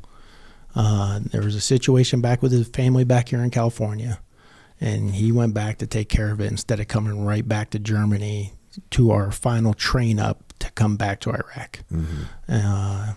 He was scared. He didn't know what to do because his other buddy who graduated sniper school came right back to Germany. And I was like, hey, where's Cantor? And then he got scared. And then when I got a hold of him on the phone, and I was like, first name, David, I need you to come home. Everything will be all right. I need you to get your ass back here. We'll take care of it. And there had to be punishment, but it was visual. I knew what he was doing, and I knew the reasons he was doing it. Sometimes you get, and I wouldn't be where I was if leaders hadn't done stuff for me. You end up you get hurt, you get blown up, right, on that deployment? The first one. Yeah. What happened there? So, and thankfully it's 2003 and not later. As we were talking about, they were learning different stuff. So we were escorting the brigade command sergeant major, a wonderful man, who later died Christmas Eve. And we were just coming down Route Pluto on the east side by Sadr City, and an IED exploded. But it was more of a grape charge, where they're packing all the charges like a shaped charge, as you know. And it hit us, demolished the vehicle, and I think there might be pictures. If not, I have them. Thankfully, we were okay. Later found out I was not okay when we responded. But again, we're talking about like calm under fire. And I called the reports on the one good radio. The other radio was shot to hell. The whole left side was peppered. All the tires were flat. Antennas were gone. And we responded. I remember I had the ops sergeant major behind me, E9. And he was like, what do I do? And we actually opened the doors, got out, and started to pull cover while the other vehicle was coming around to search. And he wouldn't get out of the vehicle. I was like, get out, pull cover. And I called the report, and I was like, 3 WIAs. And I sent, and they're like, who? And I was like, Red 4 Delta, Red 4 Golf, Red 4. And they're like, that's you. And I'm like, yes. And then they were treating us, and then they responded. And I was telling her earlier, I always used to call my wife on a sat phone like every 2 weeks on a Sunday. This happened on a Thursday, I believe. And we get treated, and we're basically all RTD. They bandaged us up. Oh, we went out to mission the next day. The brigade sergeant major, he came and grabbed me. He's like, hey, Pinion, I need you to get a vehicle. It'd be nice if you get your vehicle fixed. I mean, they had to replace all the tires, all the commo, everything. We had holes all through the vehicle. And they're like, hey, I want to take your vehicle to division headquarters so you can see what we went through. I'm like, we? I was like, all right, Sergeant Major. And I remember Lugo, my driver, was just like this. But they say you fall down, you get back on the bike. But he was like this, driving to division headquarters the next day. But anyway, they do like casualty reports or whatever. Somehow I got back to the rear, and they left a voice message to my wife. And it was, have you heard about your husband? If not, call me. That was our casualty notification. Well, I didn't call my wife. And I called her on Sunday. And as soon as she heard my voice, she was freaking out. And I'm like, baby, you can hear me, right? You hear me, right? You hear me. And yes, it was bad. Thankfully, I was okay. We later found out that I had tore an ACL in my knee, which required surgery as soon as I got back. They did the MRI. They're like, hey, you have no ACL anymore. When I had gone into the radio mount and tore whatever. So I had surgery right after. And then they found out I had bleeding on the back of the brain from the TBI. But yeah, that was the IED from that IED. How long was this first deployment? We got extended. Sometimes I misspeak. I think that one was 17 months. Was it 12, 15 months? 15 months. Yeah, because we got extended right as we were shooting basic load. And they're like, hey, you're going to Kuwait in 2 days. And they're like, nope, stop, extended. Go to Karjaf and Karbala and stop the uprising. And we got extended 3 months. Yeah, 15 months. How was it coming home after that deployment? Yeah, it was good. It was hard. It's hard. Any deployments coming home is hard, but I think mine was hard because I talk about getting fired sometimes, and I had a really rough relationship with my third commander, and it was my fault. You have to own your. I was pushing the wrong way as a leader, and I put my platoon leader in a rough spot because I thought I knew all the answers, and I knew what I was doing as a platoon sergeant, which I did. And I knew how to keep my men alive, but I was pushing my commander wrong, and I thought my commander was a coward under fire. A different story. And 3 weeks before the deployment, he removed me after an incident, and my brigade sergeant major saved me from a court-martial, and so I was removed, and they put me in brigade staff. And as we got back, that's when they found out my ACL was gone, and they found the brain bleed or spotting, and they did this ACL surgery. And it was the brigade sergeant major who called me and was like, "Hey, congratulations, you also made E8. Good job, buddy. And oh, by the way, we're already being told we're going back to Iraq. We're not even home 30 days." And they're like, "Hey, you're going back to Iraq." I mean, we just did 15 months, but that was the time, 2003, 2004. They're like, I met people who went with us to Iraq, stop loss lifted, they PCS'd, and we saw them coming back north as we were going south to go home. And 30 days after we get home, they're like, "Hey, we're going back to Iraq," and within a year. And he's like, "Congratulations, you made E8. When can you walk?" I was like, "Hey, they said I'll be running in 9. That's not what I effing said. When can you walk?" I'm like, 30 days. He's like, "Good. I'm making you the first sergeant. You're going back to the BRT. Get ready because you're going to have a special mission." So when you left in October 2003, when you went home, because I got to Iraq in like September, October 2003. We left in like July of 2004 or something like that. Oh, okay. It was just our mission changed in 2003. Oh, got we started doing it. Okay. we started doing circle. I got blown up in 2003, but we did circles. So when you didn't leave until July of 2004? Yeah, I think around that time. Yeah. So you had started to see, because I was going to say there was a time period like maybe around December 2003 into early 2004. Even in the spring, it seemed like things seemed to be going in a decent direction. Correct. Like, because I left in the spring, and it's probably around April of 2004, and it seemed like there was a spike in some enemy activity because the Shia were starting to rise up, and that was starting to cause problems. But prior to April. So what would that be? February and March, it was like, oh, we're not going to be here for that much longer. That's how I felt. Did you kind of get that feeling too? We're pulling tanks out of Iraq. I was escorting tanks to Kuwait. Mm-hmm. They're like, "Yeah, we're good. We're going to be pulling cops, shutting down bases and cops and everything else." We're like, "We're good, man. We're out of here." Yeah, we're out. So you get back, you're immediately, you let your leg heal up, and now you're right back into training for your next deployment. And what's your job now? What's your position? Yeah, so I was in brigade staff for a couple months, getting better. And then we're going back. So I think it was April 2005 is when they laterally appointed me to First Sergeant E8 and put me officially back in the Brigade Reconnaissance Troop to get ready to go back to Iraq. Yeah, April 2005.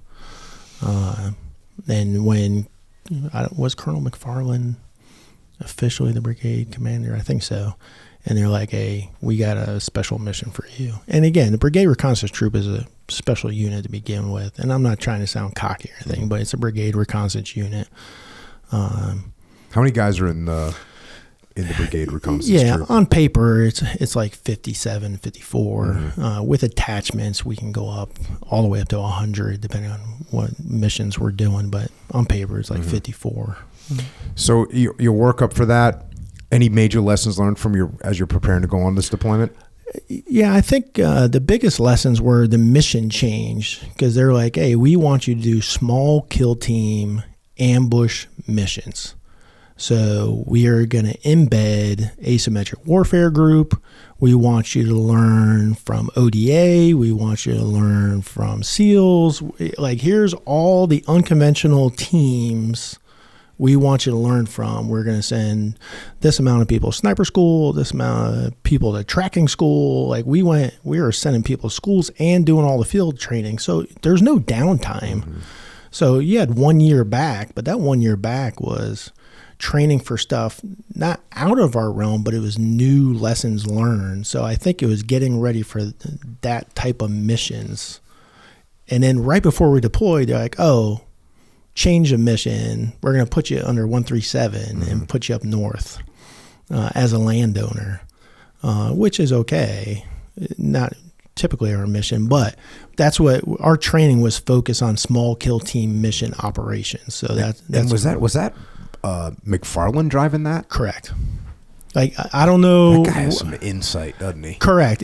Correct. And he pulled myself and Captain Byama in the office and said, this is where I need you to go with your unit. And that's what we did. What was your first impression of McFarland?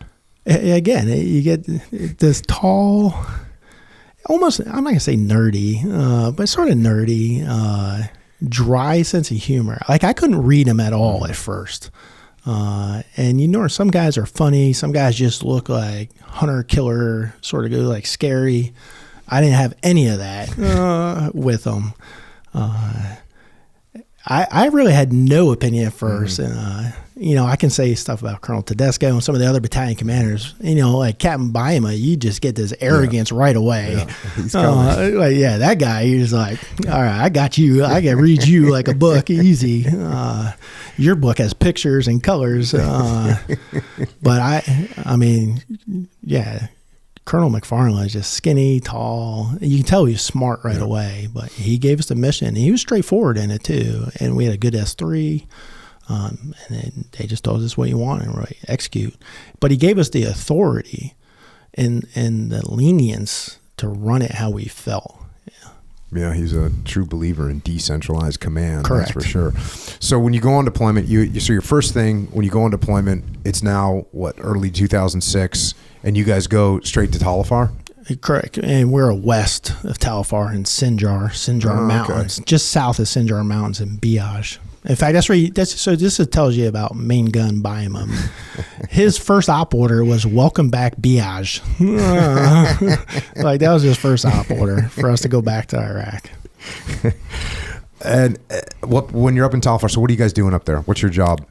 Yeah, what's your mission? So we were landowners of a small town. So your troop actually had we owned land. Okay. And we had Iraqi army. And this is when Bymo is still in charge of your troop. Correct. Okay. And we owned the town and the land south of it. And we called it like the terrorist training camp. Like, they were bad, the terrorists. They were blowing themselves up. We would get some mortar attacks and we do some counter mortar missions. But our job was really to try and work with the Iraqi army there and have them take over that area. So we were partnering with them a lot to do a lot of the missions, and then really south of that area. And then sometimes we go out to Syria, the border out there, and try and stop the smuggling that was going out there on the border. When did you start hearing rumors about Ramadi? It came fast. That changed a mission for us. I think we were like the redhead stepchild. We were just out there doing our thing. And all of a sudden they're like, hey, we're going to close this base here in Biaj and you're going to go to Talifar. And by the way, we got AWG coming in again. They're going to embed with you for 30 days and we need your snipers to get ready. And we're going somewhere west of Fallujah. And I had operated west of Fallujah in my first, when we did the Fallujah mission in 2003. We started looking at maps and they started talking Ramadi. Probably, we didn't hear about it till probably early May or late April. Dang. So it was late. And I think they were still trying to decide who's going where between battalions and stuff. Yeah, so it was quick for us. Mm-hmm. And then how did you guys get down there? Did you just Drive? Yeah, we drove. So we closed up, went to Talifar, got our marching orders, and that's why I talk, like the transition for us was huge. And then we drove our entire troop through. And I mean, you're talking multiple sectors, Apaches overhead, you're switching crypto through the zones with multiple commands, like it through the night. And then I think that was our first transition that the game is on. And we're talking like Doc Black and stuff that was here earlier. For the new soldiers, we just came from training camp that people blowing themselves up. We are now hitting convoys and multiple IEDs along the route from Baghdad to Fallujah to Ramadi. And we're getting stopped with multiple convoys in the middle of the night. And IEDs are just going off along the route. And that's a main route. And I remember our supply sergeant is in an LMTV with a whip antenna man-pack radio, and I'm tracking the convoy on the Blue Force tracker, and we're doing a count, and I don't see the LMTV because he doesn't have a Blue Force tracker, but I'm doing a count of the convoy, and he says he's moving, but our convoy's not moving. He had jumped into some other convoy. So now I'm chasing our supply sergeant along a route, and I track him down, and I get him pulled over. I'm like, bro, you're in the wrong fucking convoy. And he's like, what? I'm like, you are leading us to Ramadi right now. Like, you're the lead, man, tip of the spear. But it was a wake-up call for some. Like, we are not north. We are not in the north anymore. Like, we are moving. The game is changing. And it was just the movement to Ramadi was fun. And then when you guys got down there, did you guys immediately get chopped to the 137? No, so we left 137 when we got to Talifar. Got it. And then I don't think we had clear attachment orders yet. So when we got to Camp Ramadi, we were back under brigade control initially. And I think, we were told we were going to start doing small kill team missions. And that's when we initially told we were going to start working with the SEAL teams. In fact, I think our first few missions were with SEAL Team 3. Our first few missions were with SEAL Team 3. What was your impression of meeting my guys? Yeah, it was interesting in a good way. So we had worked with the ODA team up north, and we did not have the greatest impression because they were very standoffish. In my first deployment, we had very good interactions with unconventional forces in general, no matter who they were, what task force they were, whatever they said they were. We had very good interactions. But up north, we had a very standoffish interaction. They had their own compound within our compound and would not talk to us and would not share what missions they were doing. Would only tell us when it was over. And that's a very tough atmosphere to deal with when you're trying to share intel or how can you help each other. So it was very different when you get invited to Shark Base to come into your talk and you're like, hey, brother, my name's Jocko. For some reason, I thought it was Rhino or something like that at first. Rhino was actually the task unit commander after me. His nickname was Rhino. Oh, maybe so you went from Jocko to Rhino. Maybe that's why it stuck in my head. But either way, I was like, man, what a badass. Yeah. But I remember I was like, man, badass. And I think it was our first impressions. We're like, man, how welcoming of a difference it is to say, hey, how can we help? I think that was one of your first sayings, like, this is what we do. How can we help each other? And then this is the area of what we know right now. And I think you had an intel person give us a layout of what you knew. And because we were starting to build our map, and we had pulled all the intel from deployments before, and we had our XO, John Villasenor, and Staff Sergeant Damon Walker, who was in our headquarters. They started building the intel of all of Ramadi, and we had all the building numbers, and we started pinwheeling all the attacks by house, by hour, by day of the week, by month, to try and find patterns. And we had no intel experience. And they're like, hey, we're going to pinwheel this thing. So initially. And then my guys had this sort of this coolness because they had done small kill teams. This is their background they've been training for almost a year to get ready. And they're like, hey, we're ready for missions. So I think within the first two weeks after transfer authority, we were already on missions with you guys. And they're coming back like, this is what we trained for. So they were hyped. And we had success in the missions. I mean, Jesse Gonzalez came back. I'll never forget. He came back and he's like, first sergeant. Shot a 203 round. Now we didn't have the cars or whatever. We had the 203s under that rifle. He's like, shot a 203 round, HE through the window, first try. They high-fived me. And I was like, hey, great job, Jesse. Or Gonzo. We call him Gonzo. We dumped a lot of 203 rounds. Yeah. A lot of those 40 mic rounds. And yeah, you're right. We didn't have a lot of 203s. We used the M79. Yeah, the M79. Yeah. Old school. That thumper. But it was great.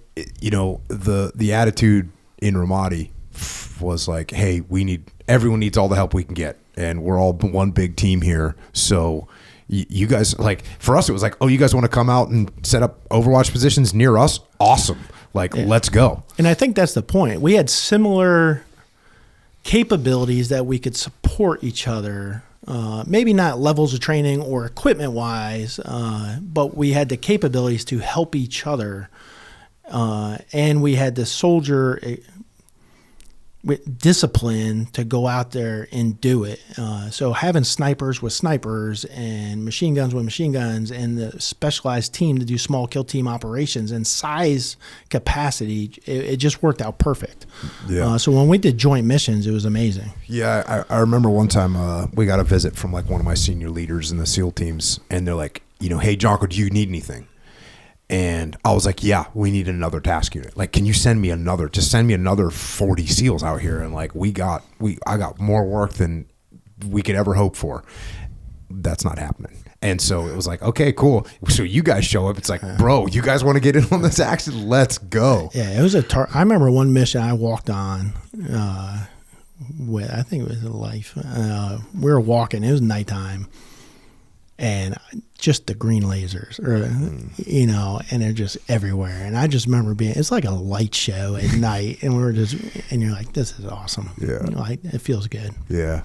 Yeah. So Echo Charles, when you're patrolling, you have night vision on, and so the enemy can't see it, but you can tell where everyone's looking because you can see what they're lasing. And so you feel like, it's pretty awesome. It's like an awesome feeling of knowing that you can see how much people are paying attention. They're scanning windows, scanning doors, scanning rooftops. You can see all these lasers. It looks like a porcupine of lasers going down the street, and it's a very good feeling. Yeah, I mean, you see, you definitely feel more confidence without a doubt. It feels good. What kind of TTPs surprised you? I will tell you honestly, I felt really confident coming back on those missions of how closely we operated.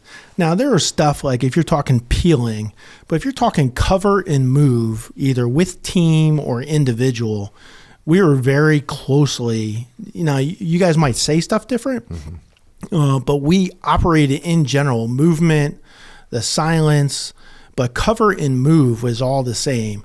I think the only true difference we had is of how we established within houses, the TTPs, or barricaded or set up positions within there. But if we set our vest next to the machine gun, so it doesn't matter who was on the machine gun, they had the ammo and everything else, and we had the vest here. But we learned from you of how to cover our dead spaces better, or what we're looking at from talking to your team. So we learned knowledge of how to look at danger areas better. But when it actually came to the patrolling and the maneuvering, I think we were very close. But you, like I say, Kyle, shooting with our snipers on the range and having that fun competition and smack talking. That's Chris. Really helped and gave our guys confidence to realize, hey, our guys can shoot.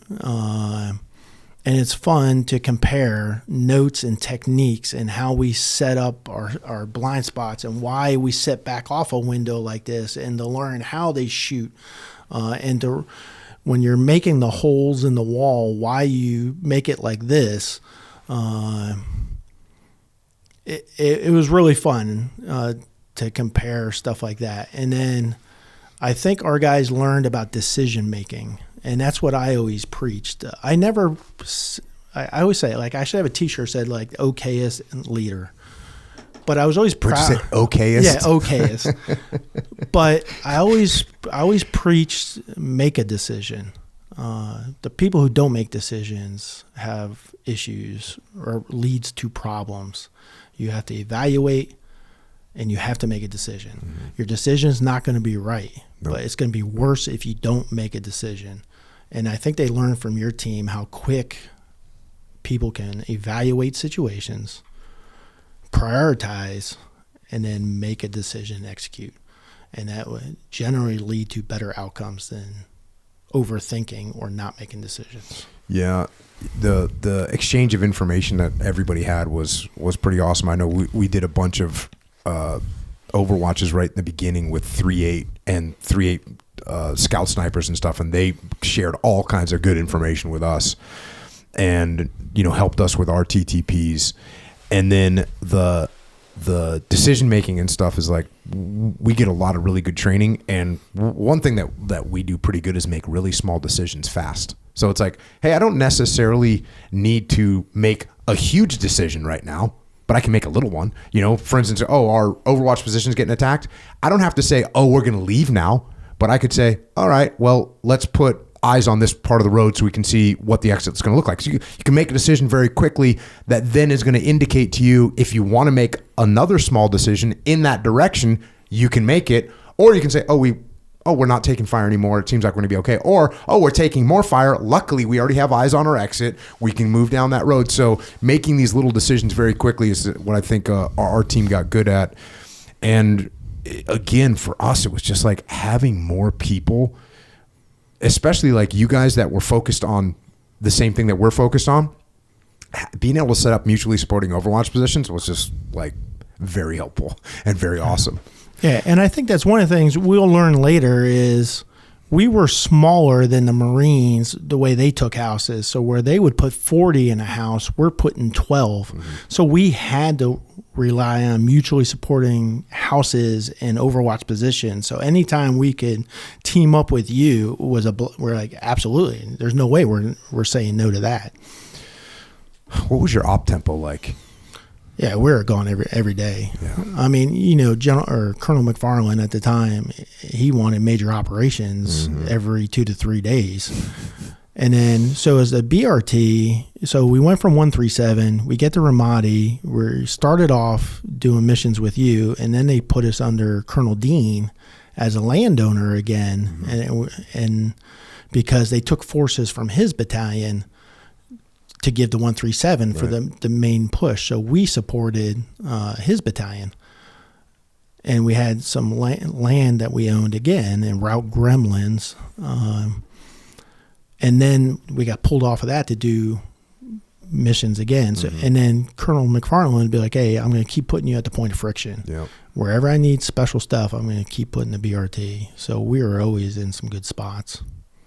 And also, it's also, you mentioned in the book, but McFarland grabbed Mike Baima and took him from you and put him back in charge of a tank company. Yeah, what a great decision. Again, you don't understand what his mindset was, but for Ramadi, I mean, you worked with Mike all the time and then later, but I don't understand why decisions are made. I try and learn that. Like, I'm more interested in books that say how decisions came out, like why. Mm-hmm. But boy, he nailed that one. Yeah. Putting Baima in a tank.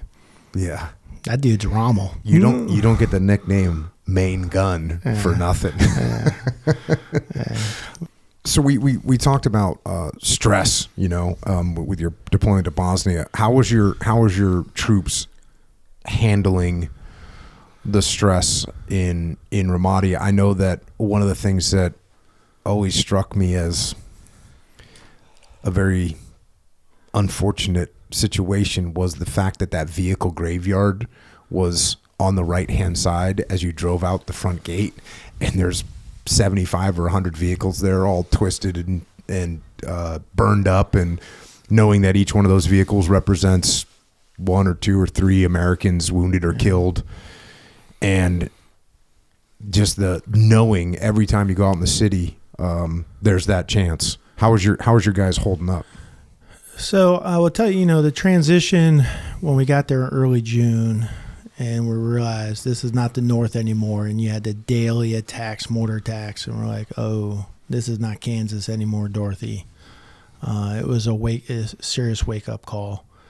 And then we started with the early missions, and we had immediate success. So everybody was on a high. Mm-hmm. And then we attacked Ramadi. And again, we had early success. But around the end of July, going into August, is when it really started to hit us, because we started to take casualties and losses.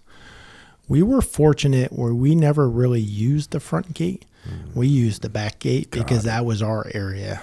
But we became keenly aware of the graveyard because we started putting vehicles in it. Yeah. And because we were small, any casualty to us became well known. So as soon as we started taking casualties, it's such a small unit, just like a team, mm-hmm. It really starts to hit you. And I started to see it wear on our soldiers quicker and heavier. I know for us, August 2nd is when Mark Lee was killed, and Ryan Jobe was so badly wounded, and we had been working with you guys at that point a lot. What do you remember about how that impacted your guys? I know that Army guys that I knew, they were very, it seemed like we had a little bit of invincibility. Like, hey, we're out there tasking a bruiser, we're going down, we're killing bad guys every day, and being that everyone knows what's happening, everyone's reading the AARs, everyone's hearing on the radios, you're hearing the reports on the radios. And so I know that, for us, it was definitely, an end of our invincibility. Do you remember that impact for you guys? No, it absolutely was the exact same. So we know that day very well. And the mission, and like I said, every time we went out with you, there was more level of confidence of what we had. We had more firepower. We had more professionals. We had the best of the best going out with us, or supporting us, or us supporting you, however you want to look at it. We were just better than the enemy, and we knew it. And we put a hurting on the enemy. There's no other way to say it.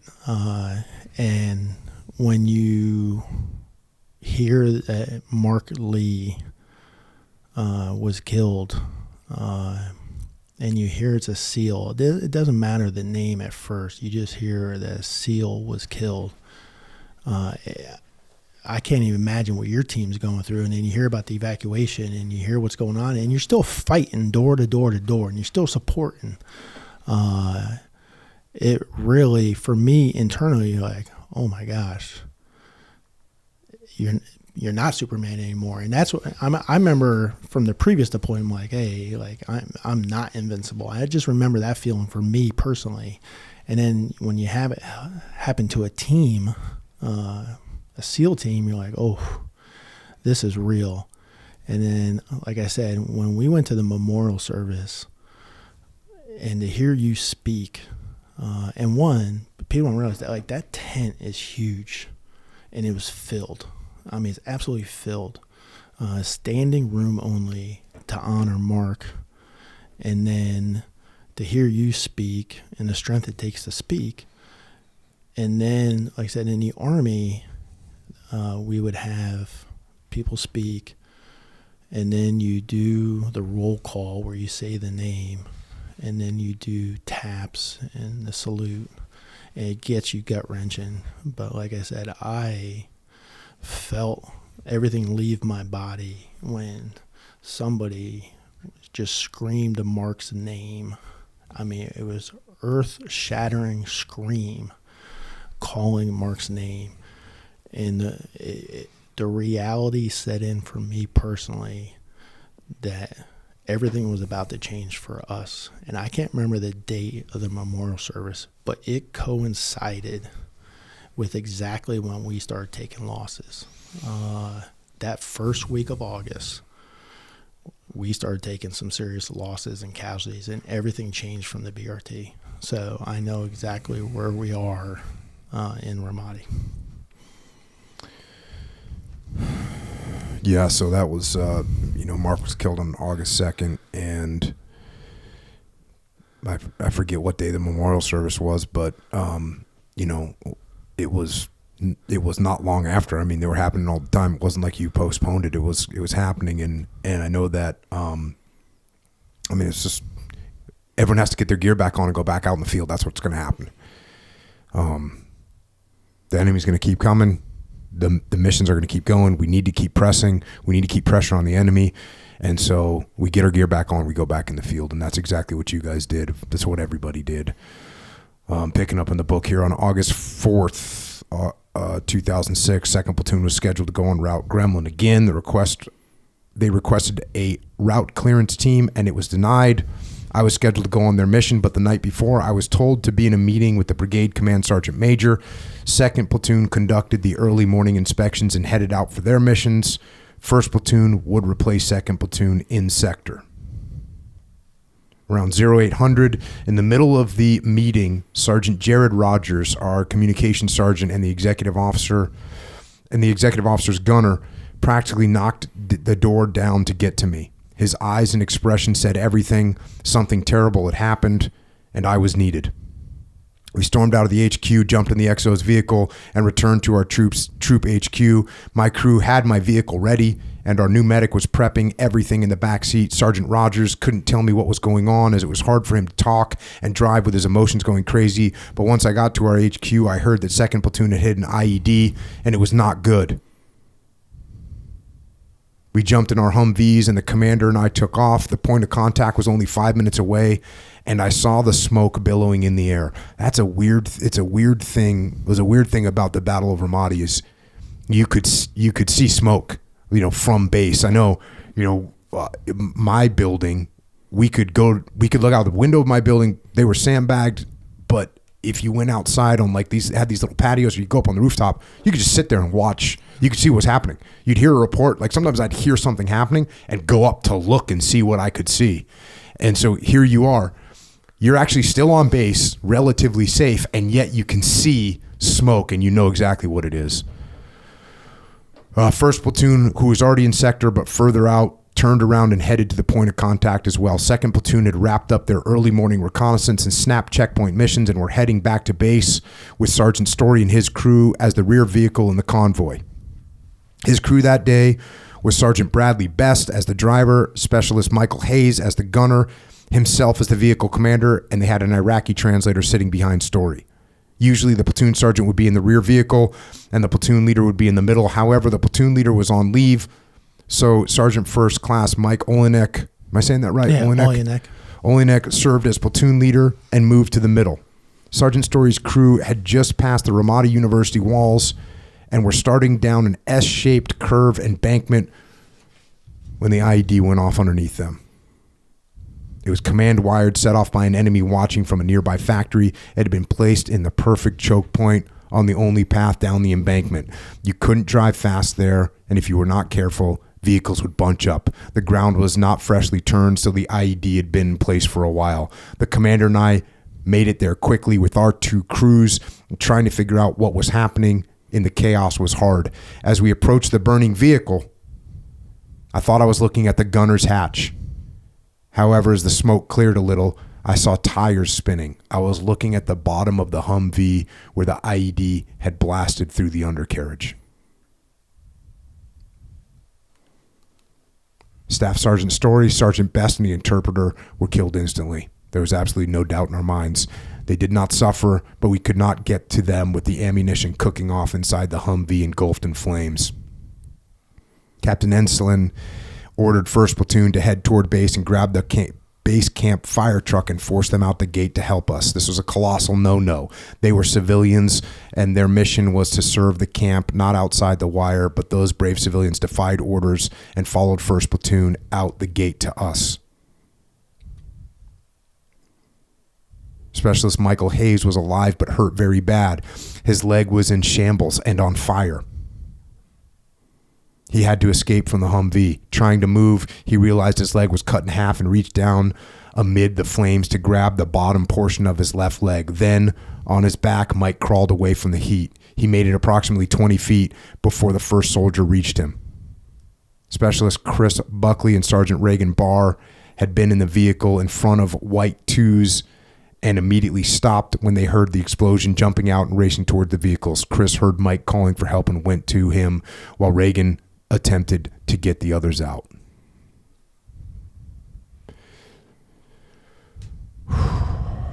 So you see that Humvee and you actually think you're looking at it right side up, but it's flipped upside down. Yeah, it's horrific. I mean, absolutely horrific. When you see the smoke sort of clearing and you see what you're actually looking at. I mean, one, it's important to understand that, you know, this enemy is sophisticated and they're changing tactics. I mean, as we're adjusting, they're adjusting. I don't think people understand that sometimes as we're trying to talk about Ramadi is a key hotbed for a reason. Like, they're good. This wasn't just a pushover enemy. They're changing as we're changing and tactics. And as we were beating them in this route gremlins area, they're adjusting tactics, and we shut down their smuggling and their weapons. And as on that day, they adjusted and got us, and it was horrific IED. It's one of the worst ones that I saw. Going back to the book, by the time we got closer, they had Mike loaded into Sergeant First Class Oleynik's vehicle, and they raced toward my truck. We had practiced casualty evacuation and exchange several times. Typically, we would cross-load the casualty from one vehicle to mine. I would continue treatment and get them to safety while the platoon returned to the fight. But our standard operating procedure was about to change. As we pulled up to door, I saw the anguished look on Sergeant First Class Oleynik's face. He was a strong soldier with outstanding leadership skills. We had been drill sergeants together in years past, and he was a perfect role model for his soldiers. Easygoing, funny, and great to get along with. Today I saw the horror of war in his eyes. As we were about to exchange Specialist Hayes from one vehicle to the next, Doc Herod, am I saying that right? Yeah, Herod. Doc Herod screamed, "Fuck no, don't move him." Doc was precisely correct. Mike was stabilized already, and there was no need to risk further injury. We adapted on the spot. I jumped out and then into Sergeant First Class O's vehicle, and he jumped in mine. Off we both went. This was possible because our vehicle load plans, communication setup, and crews were interchangeable. This would become our future SOPs on casualty evacuation. As my new crew started back, I turned and inspected Specialist Hayes. I held his hand and told him it would be okay. Since we were so close to base and first platoon was on their way, I accepted the risk and we traveled alone. I had to tell the driver, Specialist Ruiz, to slow down a few times because we were bouncing around so much and I didn't want to hurt Mike anymore. Mike was not in good shape as Doc tried to keep his lower leg attached. We made it to the gate in no time. I had alerted the field aid station and we were en route and what to be expected, so the medics and doctors were waiting for us at the aid station. I followed them in. The doctor told me to stay out, but he quickly learned that wasn't happening. I gave them all his information, blood type, injuries. Meanwhile, the vehicle crew started cleaning blood from the vehicle and getting it ready to return. Save him, was my order to the doctor. I will, but I can't save the leg. I understood.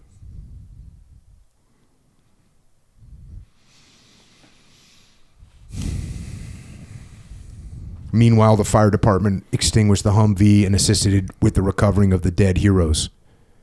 I stayed at the aid station and waited for the arrival of the bodies so I could go through the process of paperwork and identifying them. I'm forever grateful to Captain Dan Enslin and Sergeant First Class Mike Oleynik for keeping everyone back and helping the firefighters recover our soldiers, and I am so sorry for the horrors forever etched into those brave responders' brains. When the bodies returned, the morgue did their underappreciated job of prepping them for their final flights home. I signed all the paperwork and made one order very clear. Everything goes back to America. I was not leaving a single piece of American soldier in this country. Specialist Michael Hayes was air transported to safety and back to America for treatment. That night, we conducted our first angel ceremony for our fallen.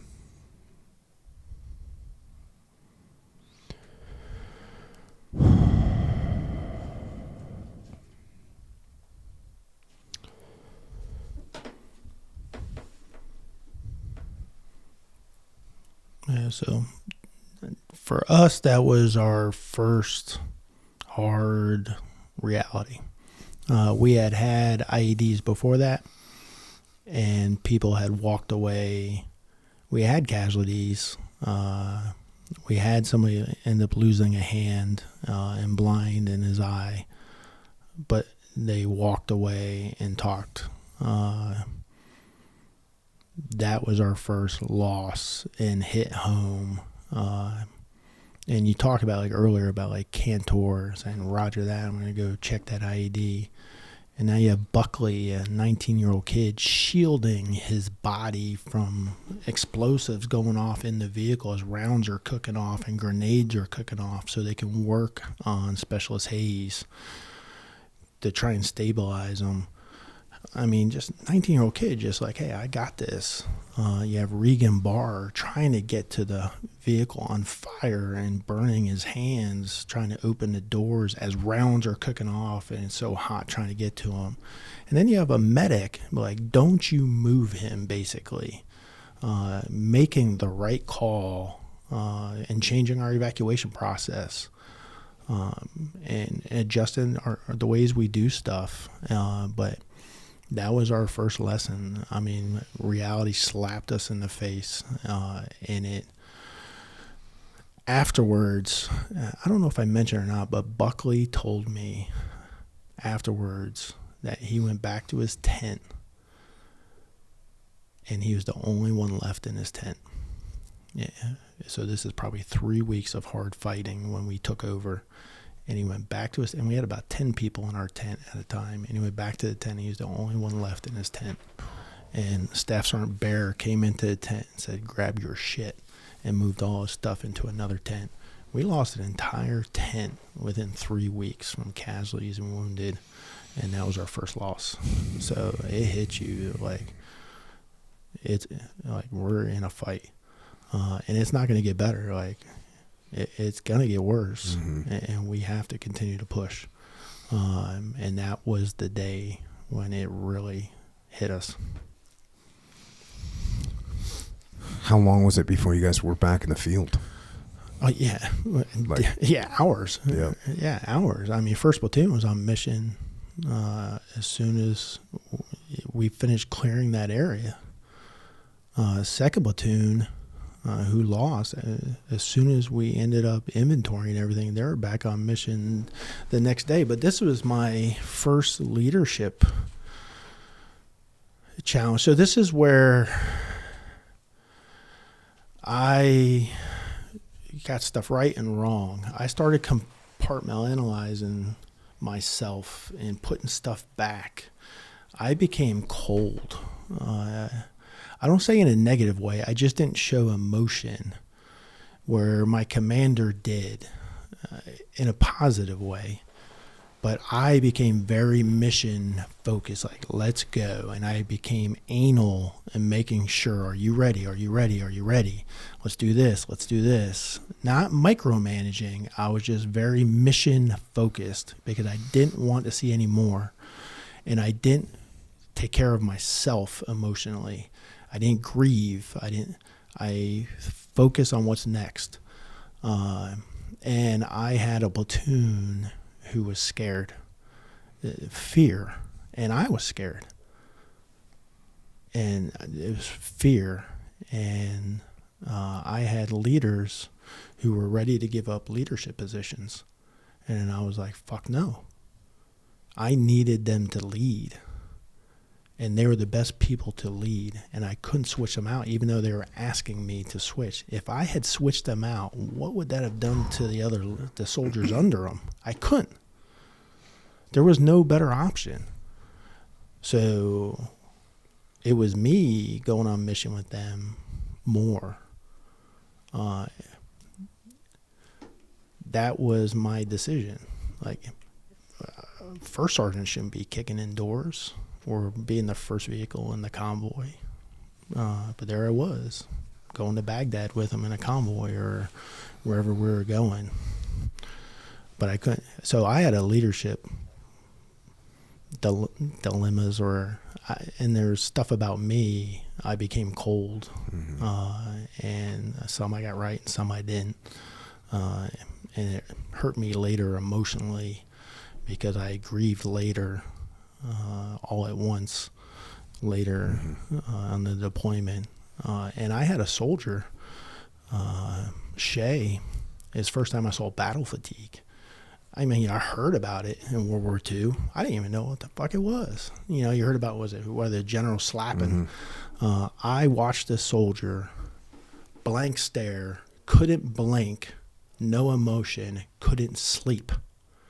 Lockboard, sleeping on or laying on a cot, couldn't move from losing his best friend on that day, and that we had to evac to the rear for PTSD or battle fatigue. And your initial assessment was like, what the hell's going on here? Yeah, and it was one of the toughest young kids I ever saw, a young non-commissioned officer, and could not function physically, emotionally, or mentally. At the time, I could not process or understand it. In about 3 months, I understood him 100%. So reality hit our troop. Fear struck our troop, and I started to learn. I was changing inside as a leader.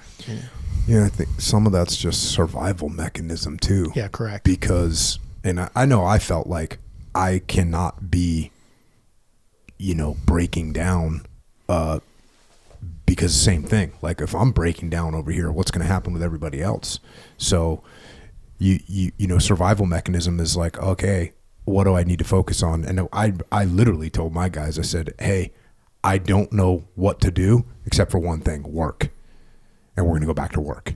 Because I didn't know. I never had a class in it. I never had a senior leader pull me aside and say, hey, if you lose someone in combat, because it was the 90s. We didn't have guys that lost people in combat. It just didn't exist. So there was no instruction. There's no manual on it. Oh, there's a manual on the casualty assistant, whatever, casualty care officer. There's a manual on that. There's all these protocols you follow. Oh, make sure you do this with the gear. Make sure you do this with the serial numbers. There's all that stuff. That's a checklist.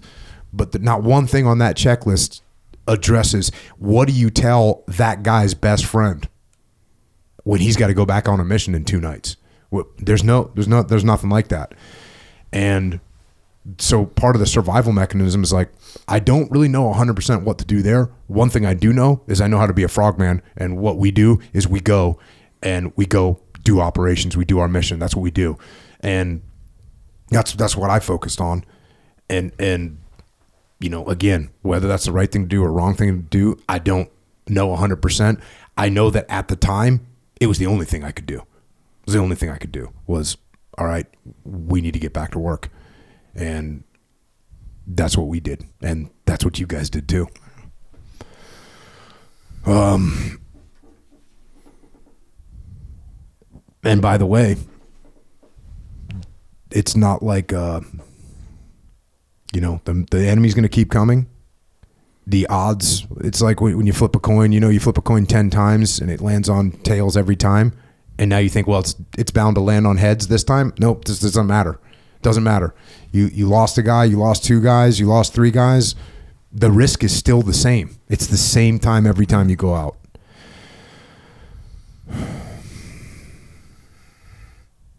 Fast forward a couple weeks. On the day of the mission, 19 August, 2nd Platoon drove to one of the outposts, Cop Grant, parked their vehicles, and waited for dark to insert into the sector known as 2nd Officers District. Again, it's so interesting, like how much your operations were the same as what my guys were doing, which is like, yep, go to a cop, park the vehicles, wait till it gets dark, head out on foot patrol to find a house. Same thing here. At approximately 0240, they found a house, entered it, secured the family in a downstairs bedroom, which was tactically the safest room in the house. Next, they went to the roof and began the painstaking procedure of drilling through the roof walls with chisels and hand drills. Second platoon identified 2 houses to support themselves and the tank battalion. We generally planned to be soft compromised within 12 hours, which meant people knocking on doors and looking for the family inside, and hard compromised within 24 hours, which meant an attack was imminent. So what that means is you go into a neighborhood and you go into a building and you take the family and you say, all right, family, you're going to go sit in this room for a while. Here's some food. Here's some MREs. Here's some chem lights for the kids to play with. And the family's sitting in there. Well, in the morning time, when the neighbor goes, oh, where's Ahmed? He's normally getting out in the morning checking his garden. Well, he's not out.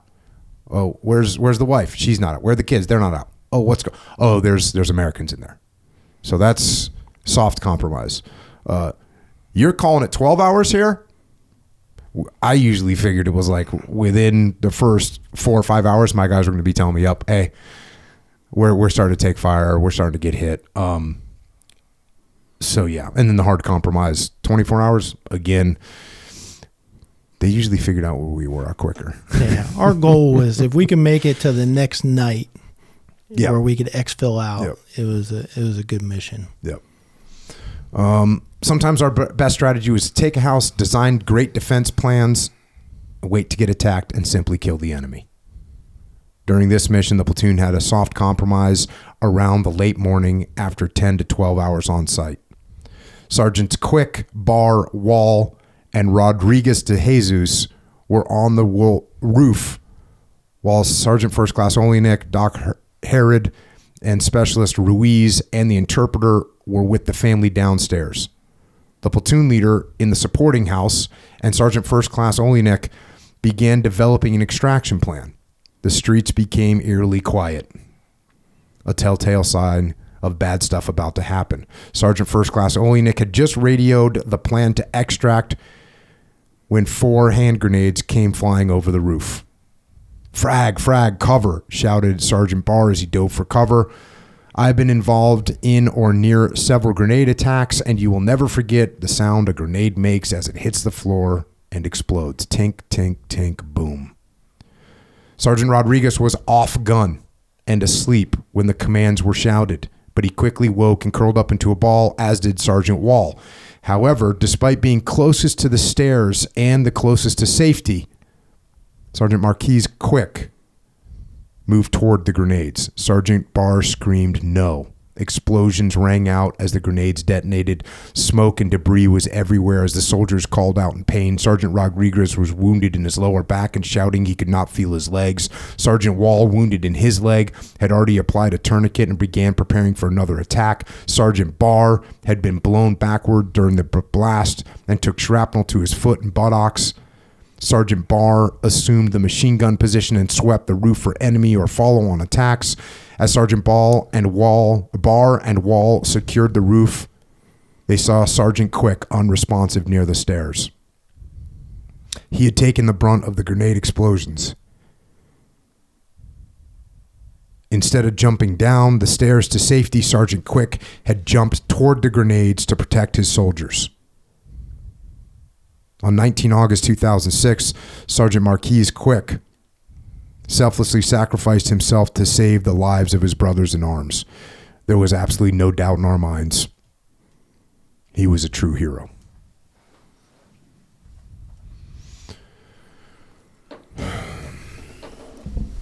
You say we sprang into action for the team's evacuation, and the tank company vehicles, assisted by infantry fighting vehicles, moved toward the house. It took a while to link the vehicles and our team up due to some navigation issues, but they made it to each other. They were evacuated back to Cop Grant, where they mounted their vehicles to get back to Camp Ramadi and the hospital. I was already at the field aid station waiting on them.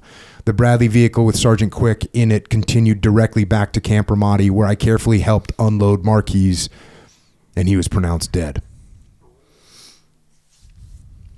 The military doctor who pronounced the time of death was astonished to see the injuries.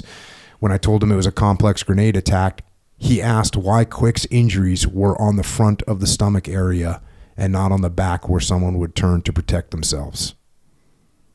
The injuries were on the front because Sergeant Marquis Quick, when faced with danger, chose to protect his soldiers and men above himself. Yeah. So several points. One, Quick was my driver earlier, and I had moved him out of the driver position to go lead soldiers. And wasn't that partially because he was a bad driver? Yeah. No, there's a lot of details in the book I'm skipping over. Yeah. Get the book, read the book, hear these stories. But that is a fact. Yeah. Bad driver and the biggest head I've ever seen. And one of the smartest brains. And then two, just about Hector Rodriguez de Jesus. We were taking casualties, and we already talked about the tent, where the tent was empty. Colonel McFarland asked what he can do when we're getting ready for that Angel flight earlier. And I said, I need soldiers. They had started sending us soldiers. Now, we had heard like old stories of like World War II and replacement soldiers. I received replacement soldiers in the truest sense that I got soldiers from other battalions that we had no idea who they were. Sergeant Hector Rodriguez de Jesus, I had only known for a couple days. He came from another battalion, came into our platoon for just a couple days, and I barely knew his name. And I'm not trying to sound cold, mean, or whatever. I barely got to know him.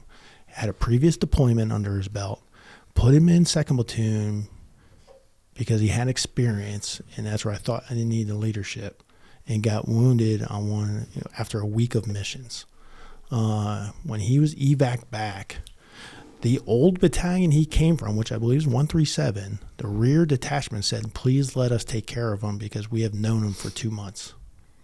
And I was like, thank you, because we didn't know him. That's replacements. So like, we were getting replacements that we didn't even know. That's how we were taking losses.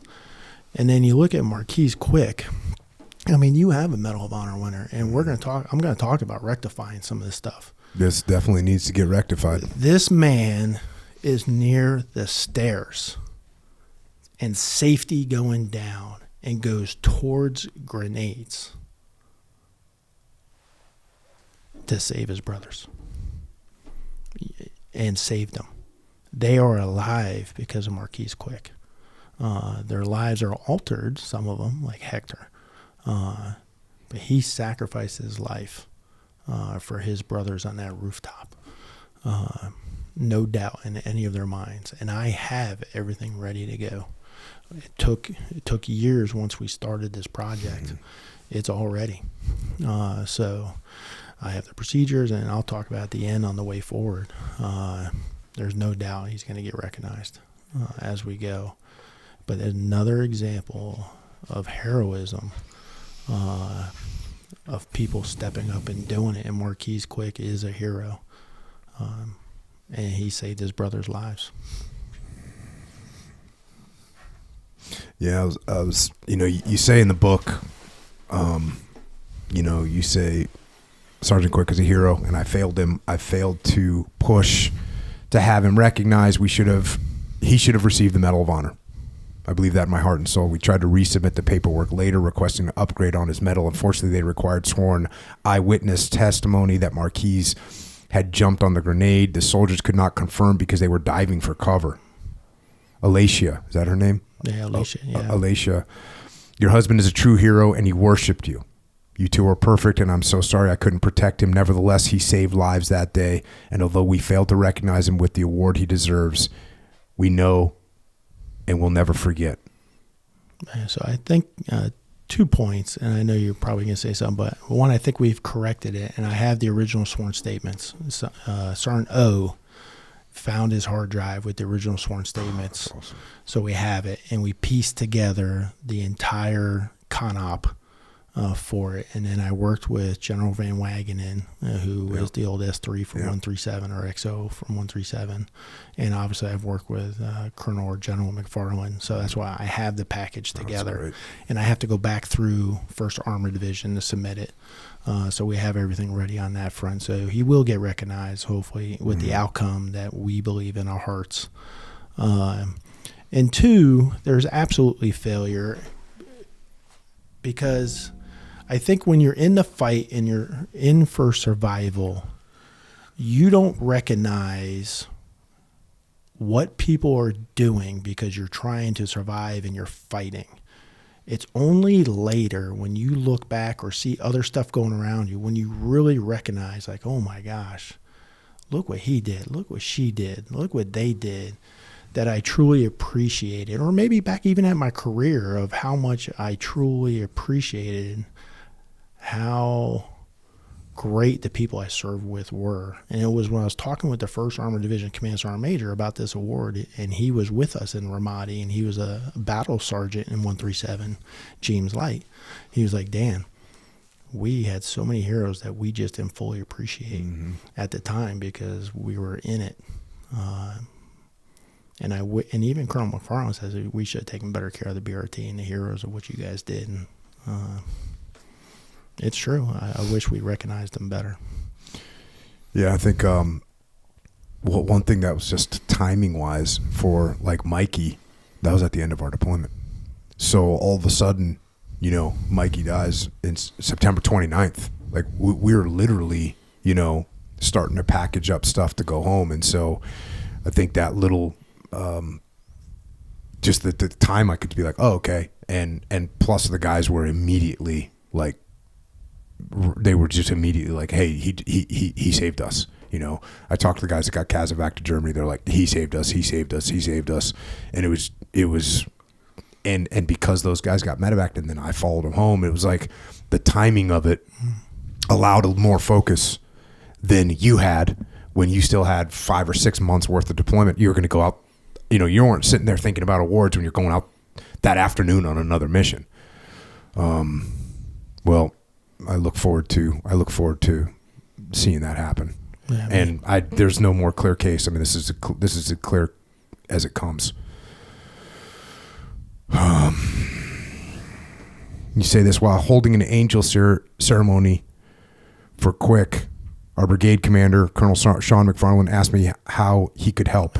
I need soldiers, sir, was all I could muster. He saw the pain in my voice and my eyes. I was barely holding on without breaking down. This conversation led me to meet and serve alongside one of the best human beings I would ever meet, Private David E. Dietrich. Is that how you say it, Dietrich? Yeah, Dietrich.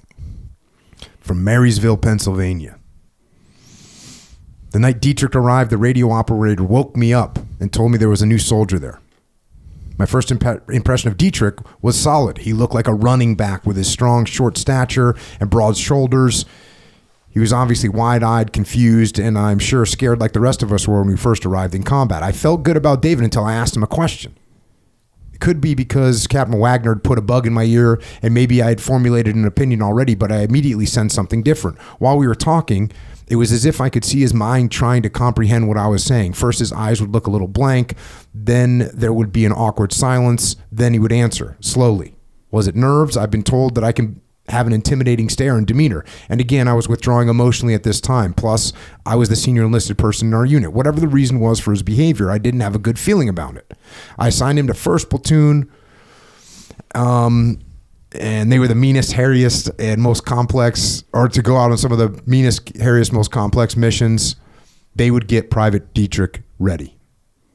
Dietrich would stay back from missions while 1st Platoon was gone and remain with the HQ section or me when I was not on mission. When 1st Platoon returned, Dietrich went back with the platoon to learn more. So you got focused, like you met this kid and you're like, all right, we got to get this kid trained up. You didn't send him in the field immediately because you could see he needed some time. You actually ended up sending him to behavioral health to see what his deal was, and they run a bunch of tests on him. And they to ensure he was mentally fit and his cognitive skills were up to par, This took time. In the meantime, Dietrich became everyone's little brother and my personal helper. Yeah. My battle buddy.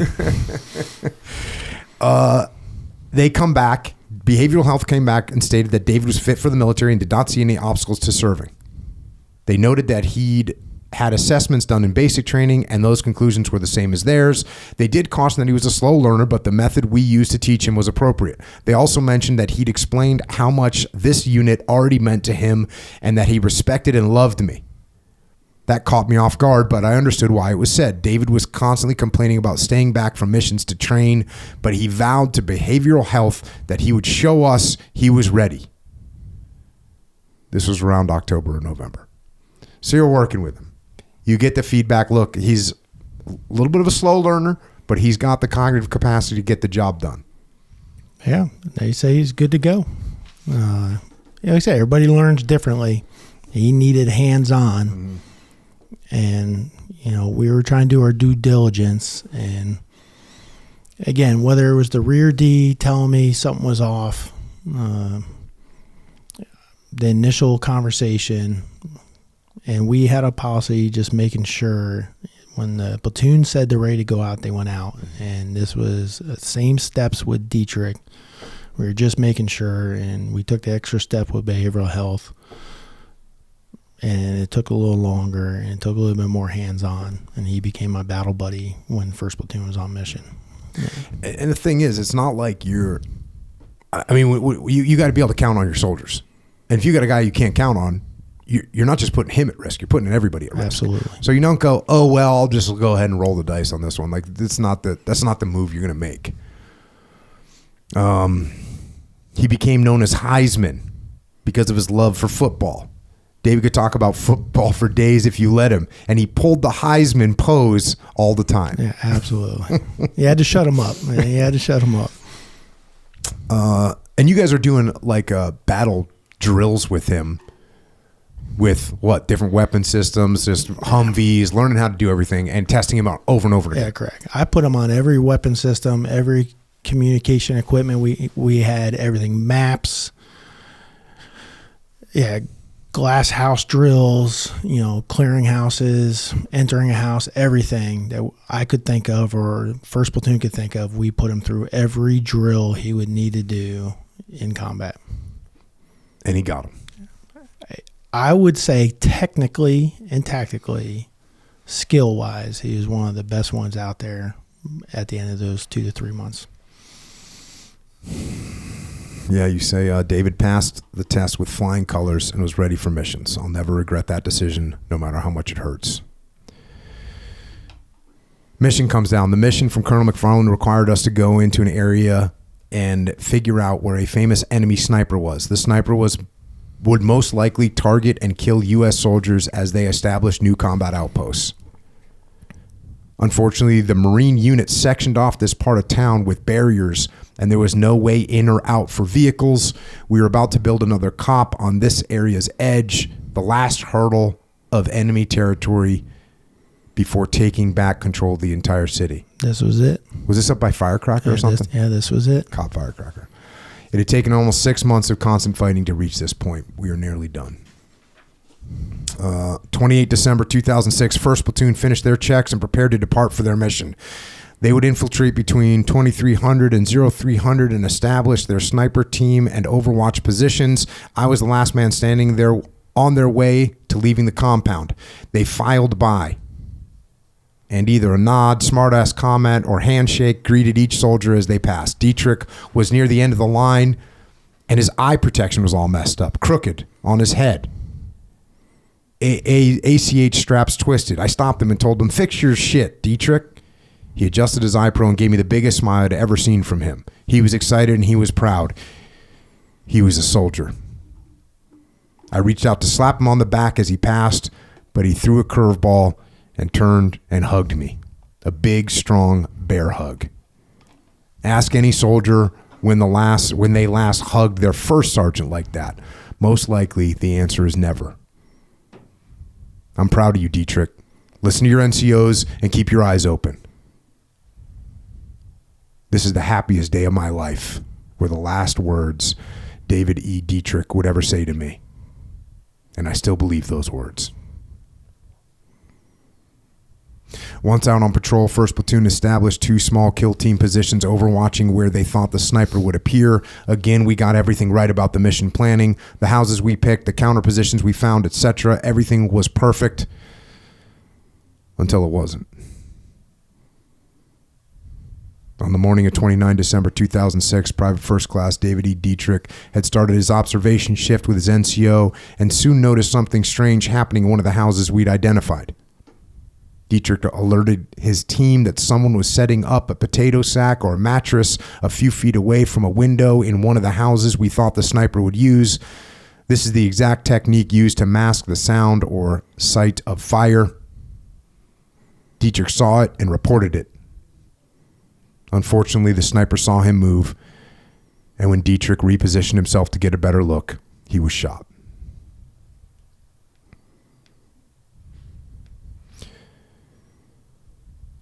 Back at the Marine base, I jumped up and put on my boots as I gathered information. We slept in our clothes and went on mission like this. It was only seconds before we were ready. I did not know who was hit or how bad it was. All I knew is the XO pointing at the map and telling me to get there. I would get the rest as I was moved to the Humvee. My driver specialist, Matthew Clayton, had the truck ready. The communications and GPS tracking systems were booted up.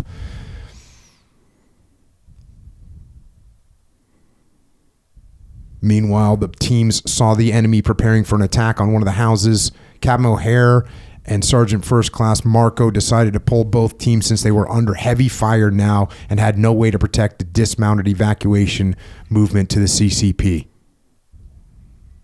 From Marine Base Camp to the CCP was about 2.5 kilometers. From the CCP to 1st Platoon point of injury in the Overwatch house was about 750 meters. The teams evacuated David under fire and with complete kit on for almost 800 meters. This was no easy task and it was daytime. 1st Platoon made the right decision to pull the other team to help clear the path.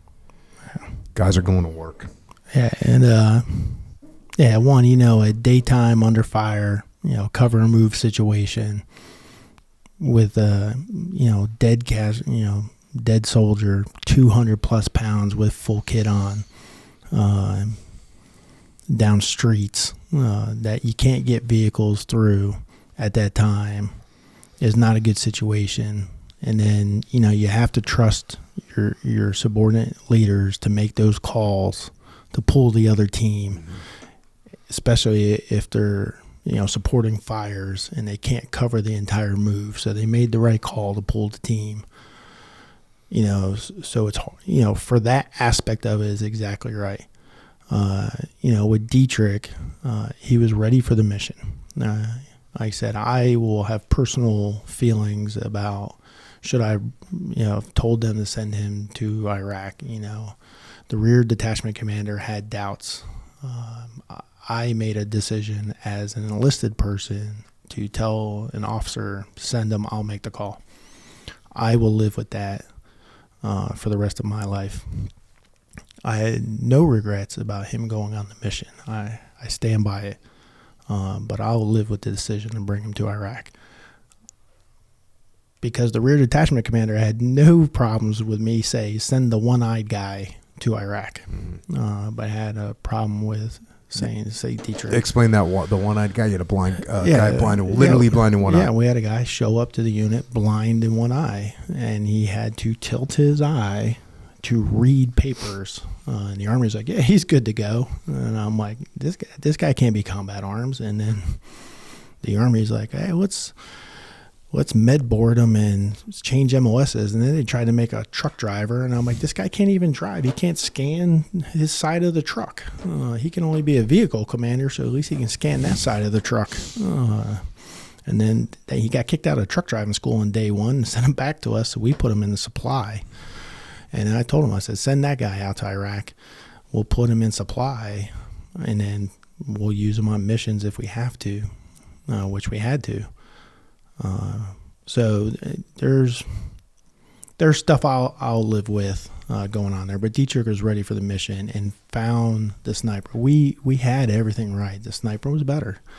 And he said there's stuff that you live with and the enemy gets a vote, and they voted. And then Dietrich, how many people come up and hug you, Jocko? We're not talking a bro hug, like, hey, bro, like this guy, bear hug, I love you hug. And I believe this was the happiest day of his life. Now, obviously, hours later, not. But he became a soldier, and he did exactly what he wanted to achieve in life of serving his country. And he served it with honor. And he achieved his goal. It's something he fought hard growing up as a young man with all the obstacles he had. And I'm proud to say I served next to him. And when I went back to his hometown to tell his story, his town did not understand the family he came to know in us. And I did not know the community that honored him after his death. So it was a closure on two sides. But Dietrich was a soldier, and I'm proud to have served next to him. But that evacuation, man, that's a tough evacuation. It tells you the toughness, and it talks about what you do under fire. It's tough. Yeah, you read about it here in the book. This evacuation is chaotic, and you're like you said, you're daytime, you're under attack. And by the way, the enemy knows when they've got a little bit of an upper hand. And they know when they wound a guy, they know, and they're going to bring it. Like when they hit a vehicle is down, they're going to come hard because they know they've got you on your heels. Same thing here. Like, they see that wounded guy. They know that you're on your heels. They know that there's going to be vehicles trying to get in there. Like they are going to bring it. And that's what happens here. You got a poleless litter. So you got one dead soldier, a poleless litter carried by 4 more soldiers that can't shoot back, trying to carry him. And now you've already taken 5 people out of the fight, and out of 10 to 12 coming down, and they have all their guns on you, and they're trying to run up the street with at least 5 alleys that they're trying to shoot at you. And we can't get vehicles down as I'm trying to get a tank to move a barrier out of the way. Yeah, they just don't hear you. Classic World War II scenario. Like they're like, hey, banging on the tank. Like, hey, help us. They don't hear you. No. Going to the book here, I saw the teams about 500 meters from me. I foolishly left my Humvee by itself next to a tank that never answered and began running toward my soldiers. I reached the first intersection and the teams were only a block away. So I popped a red smoke grenade and kept an eye west down the side alley for enemy. The teams were taking fire as they crossed their last intersection. Staff Sergeant Gonzalez, one of the best combat-proven leaders I'd ever seen, was the lead element in front of the evacuation team. "They're shooting at you," I screamed as he ran with 4 soldiers carrying Dietrich on the litter behind him. "First Sergeant, you're getting shot at," he screamed back as I realized rounds were hitting all around me. I had messed up again. Focused on my soldiers running toward me, I stopped paying attention to my sector. I began returning fire upon realizing my stupidity. The teams cleared their intersection and only had my intersection to go. Just then, out of nowhere, a Humvee pulled up to my corner and began unloading their machine gun into enemy positions. It was a fantastic sight, and to this day, we have no idea how they got to us. Do you ever figure out who that is? Yeah, so it was the 16th Engineers. Outstanding. So the easiest way to say it, the cop is off to my left. It would have been my east, but the left. And on that part of the alley, they had somehow maneuvered around the cop as they were building the barriers and come up with the 50 cal in the Humvee. And they just come from my left to the right as they're running from you to me and come right in between us. And they just unloaded.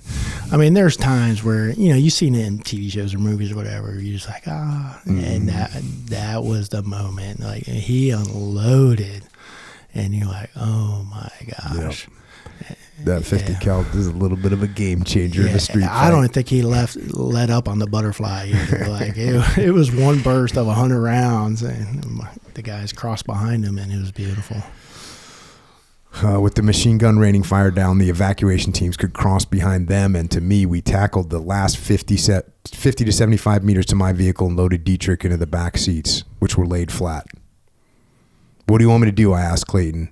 "Do you know the way?" I asked, still trying to catch my breath. "Yes, then fucking go." And off we went by ourselves through the streets of Ramadi. with about 3 kilometers to the main camp and to our medical teams. Specialist Clayton got us back to the back gate of Camp Ramadi. I had warned the base camp security we were coming through with casualties, so the gate was open. We flew past them to Charlie Med. Charlie Med is the medical unit which provides higher level of care and has surgeons to treat casualties. We pulled up and the medical teams took over, getting David into the field hospital. I passed all the information along to the medics and doctors and got on the radio to update our XO and to find out what was happening with the rest of the troop. The platoons returned safely to the Marine base camp without further injury or firefight. I went back to the field aid station just as the doctor declared David dead. I dealt with plenty of death and gruesome injuries, and the doctors and medics knew me well, but this hit hard. The morgue is positioned beside Charlie Med for obvious reasons, and they transported David there. The morgue personnel would clean David up and prepare him for movement out of the country. Then I would be called to identify the body and sign some paperwork. My crew had already alerted the troop headquarters, so they began collecting David's belongings for inventory and shipment home while his brothers and arms were still out. I'm not sure if this was the optimal procedure, but we'd learned previously it was the best way for our troop to deal with loss. I had identified fallen soldiers before, but when the person came to get me, I physically couldn't raise myself off the bench outside the morgue.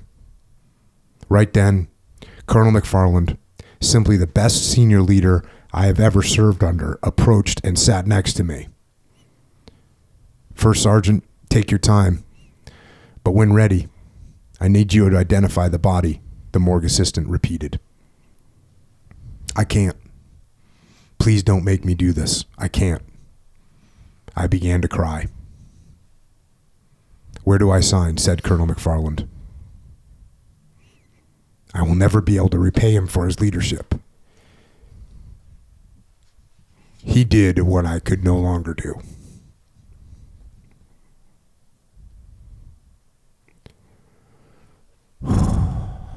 Yeah, it's tough. There's so I had briefly talked about earlier, about my corporal who I saw battle fatigue and I didn't understand it. I understood it right there. 29 December inside I broke. I physically could not stand up. I tried. Everything just hit. I can't, to this day, I can't explain why or how or what. I could not stand up. And all I did, I was crying. All the medics were crying. They knew me. To this day, I can't even explain how all the medics, everything they saw in that Charlie Med and how they dealt with all that day in, day out. And I don't know if Colonel McFarland will ever remember stuff like this, but, we do, or I do.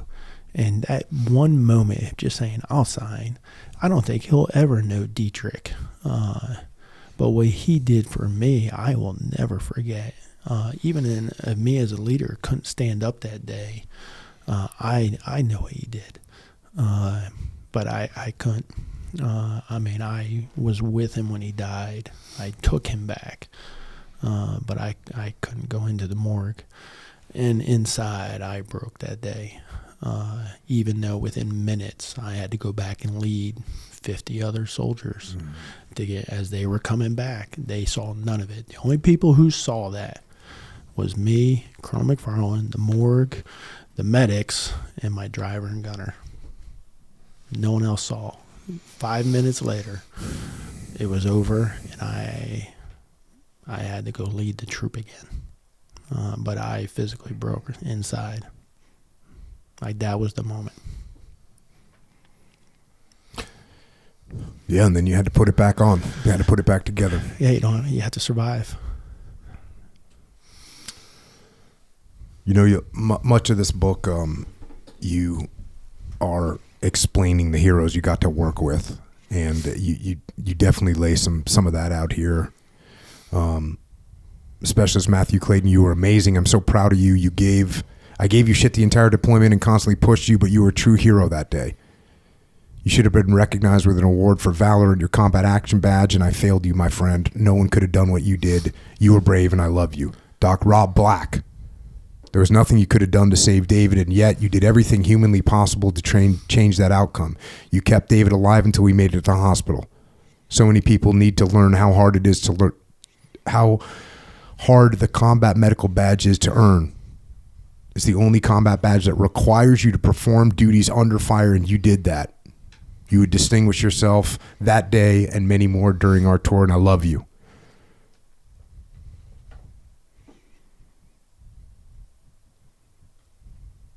First platoon, you followed your extraordinary leaders, Captain O'Hare and Sergeant First Class Marco, and you fought bravely that day. You cleared the streets of the enemy as they were forming an attack on you, and you evacuated your men under fire with precision and courage. Engineer Humvee crew, you saved us from further injury and stopped a possible ambush as we evacuated. You did your unit proud. Thank you. Marines, we love serving with you, and I proudly display my 1 and 2 meth patches when the Army pisses me off. We both made mistakes that day, but we would fight with you again. As you've seen through these stories, I made many mistakes in my career, but I am proud of the soldier David became. I should have done some things differently, but in hindsight, that doesn't save him. I will see you in Valhalla, my friend, and drink with you in Fiddler's Green soon enough. Yeah. So, one Clayton, you're great. He was my driver. Mm-hmm. He had my rule. I hate leaning.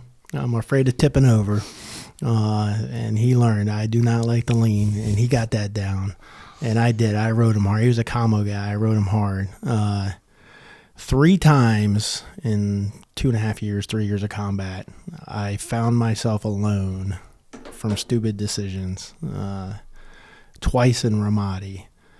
And that last time, Clayton was the driver and got us back. That's a long distance on Route Michigan, as you know, in enemy territory. I don't know if I could have navigated us back under that condition while trying to help Dietrich, and Clayton did. And I will forever be grateful for that. He perfected getting us back with me saying nothing. It was absolutely amazing. And then you met Rob Black earlier, and I can't wait till he comes on. Yeah, we're going to have a little chat with Rob Black. That's a funny guy, man. You got to be careful. That's a funny guy. But the stuff he did and saw. Yeah, and he was like a 20, 21, 22-year-old kid back then. That was his first deployment. Correct. I mean, the stuff. Welcome to the jungle. Yeah, the stuff, and just the aging of them, young boys to men. It's just amazing. So I am forever grateful of what I witnessed and saw, and who I was thankful to serve with. What we asked them to do, or even as leaders. Sometimes, again, I don't pat myself on the back probably as much, and I'm not trying to be egotistic, because I don't give myself credit. I give myself more guilt than I do credit. But I was learning to be a first sergeant the second deployment. I learned from watching the first sergeant before. I was learning to be a platoon sergeant the first deployment. I never had second chances at any position I was ever in. Every NCO rank I was in, except for command sergeant major, I was always deployed in some theater or deployment of some sort. I never had second chances at those positions. So you're always learning how to lead. So you're not going to get it right. So I was always amazed at how well people performed around us. And I should have said thank you more. So I'm glad I'm able to try and get it right now. Well, again, the book's got all kinds of so many details in it. I want to close out the book, and we'll talk about some of the stuff that's in the book, and but I do want to close out the book with this section. It's fast forwarding quite a bit, but for my retirement ceremony, my battle buddy, Brigadier General Sean Burnaby, am I saying that right? Burnaby, great man, asked for pictures of me to show as a slideshow. Instead, we only showed pics of my family and my soldiers. And it still brings happiness to my heart when I see those pictures or think of them. I have told only a few people about this, but my life is an extra innings now. I'm not meant to be alive, but here I am, still kicking somehow. When I was leaving R&R and heading back to Iraq in 2006, so this is, you're talking about Ramadi. Yeah, so you're in Ramadi, and a lot of people don't know this, but especially the Army, when you're on a 1 year or a 14 or 15 month deployment, you get a break, a 2-week leave break to go home, which I don't know how you guys do it, but you go home, you spend 2 weeks at home, and then you go right back into the fire. And that's what you're talking about here. When I was leaving R&R, when did you take R&R? What month was it? It was August. It was right at the end, because I went home during my R&R. I did Quick's memorial service in Germany. Oh, so it was at the end of August. So you had lost 3 soldiers prior to going home on R&R, and now you're going back. And you say, when I was leaving R&R and heading back to Ramadi in 2006, I wrote letters to my wife, Solveig, my 2 boys, Damien and Tristan.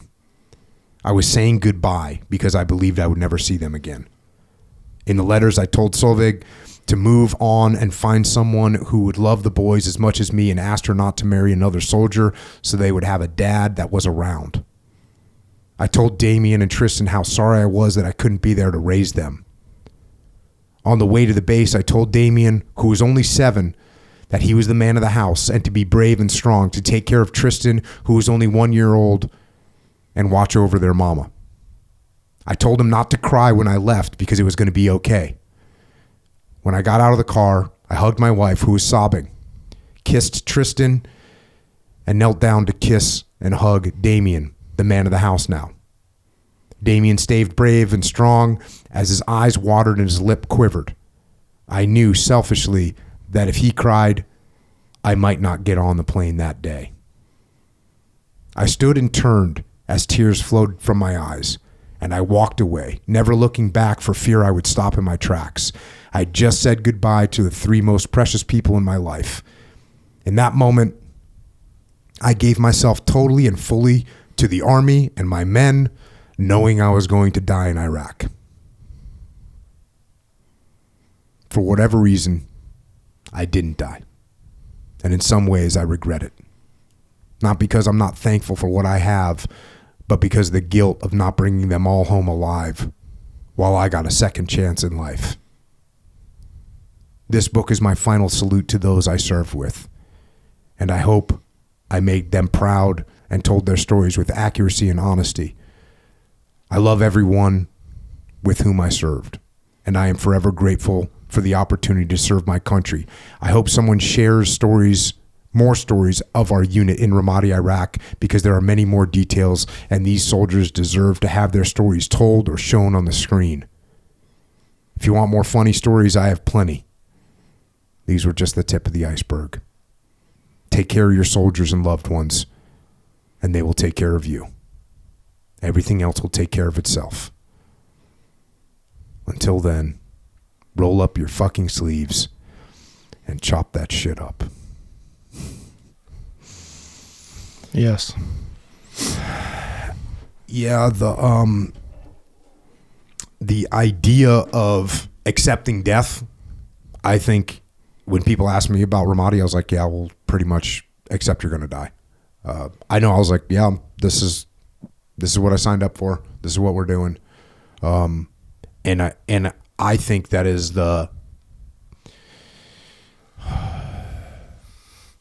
I think that's the best attitude to have. I think if you're scared, if you're afraid of it, it's going to be, I don't know how you I don't know how you do that mentally. I mean, I guess you can't.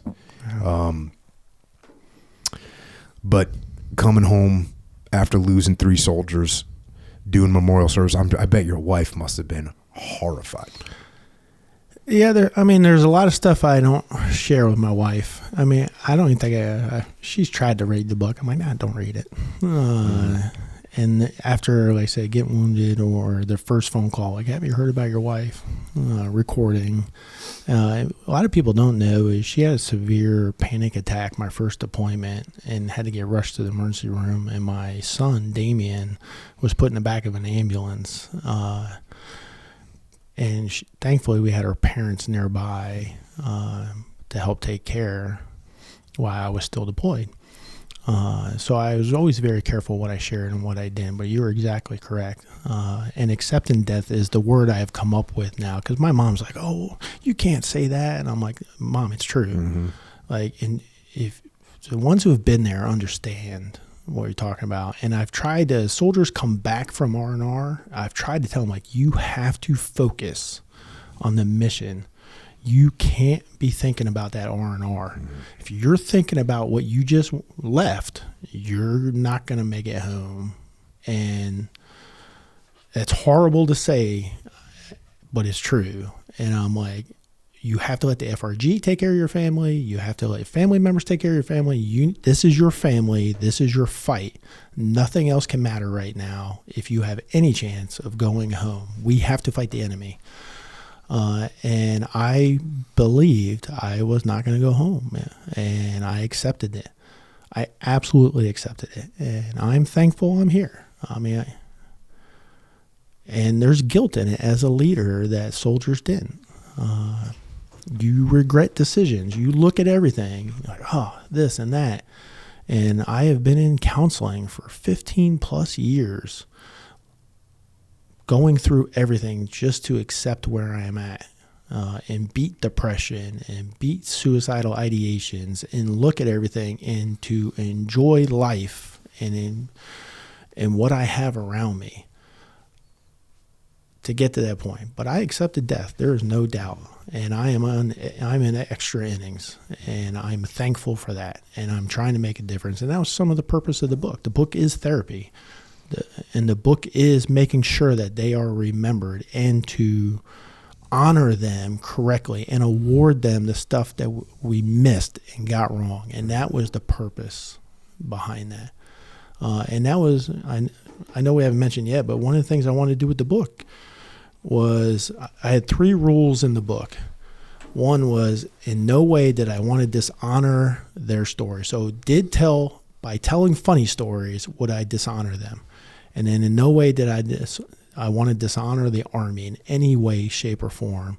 And then I didn't want to dishonor the NCO Corps that I love so much. So I gave it to many mentors. I'm like, this is the 3 criteria. And if any of them is a yes, then it's not getting published or written. And they came back like, no, Dan, I think you're okay. And we love it. And please publish it. So I was like, all right, let's continue to move forward.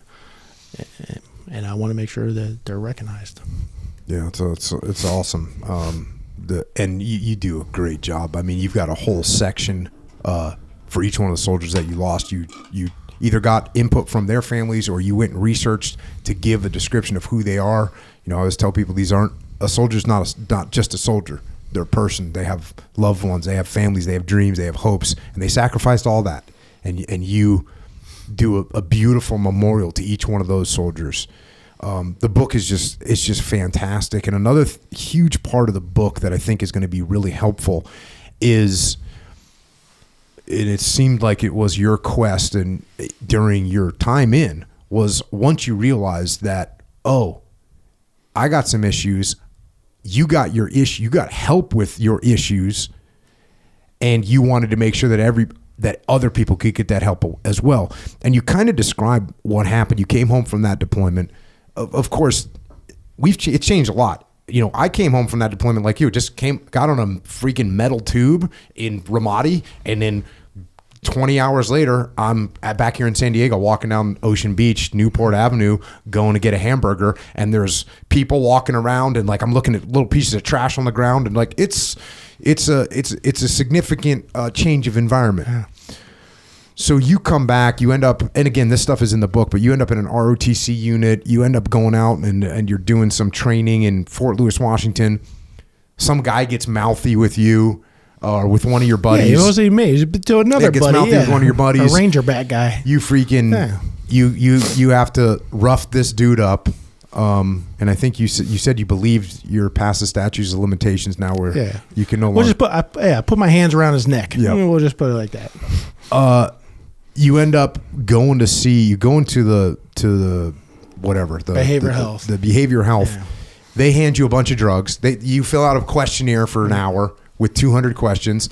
By reading a questionnaire, they hand you a bunch of drugs. Yep. Here's your bag. Most people drugs. say, okay, cool. They take the drugs. They numb their brain. They're not making any progress. You said, wait, how are you giving me these drugs?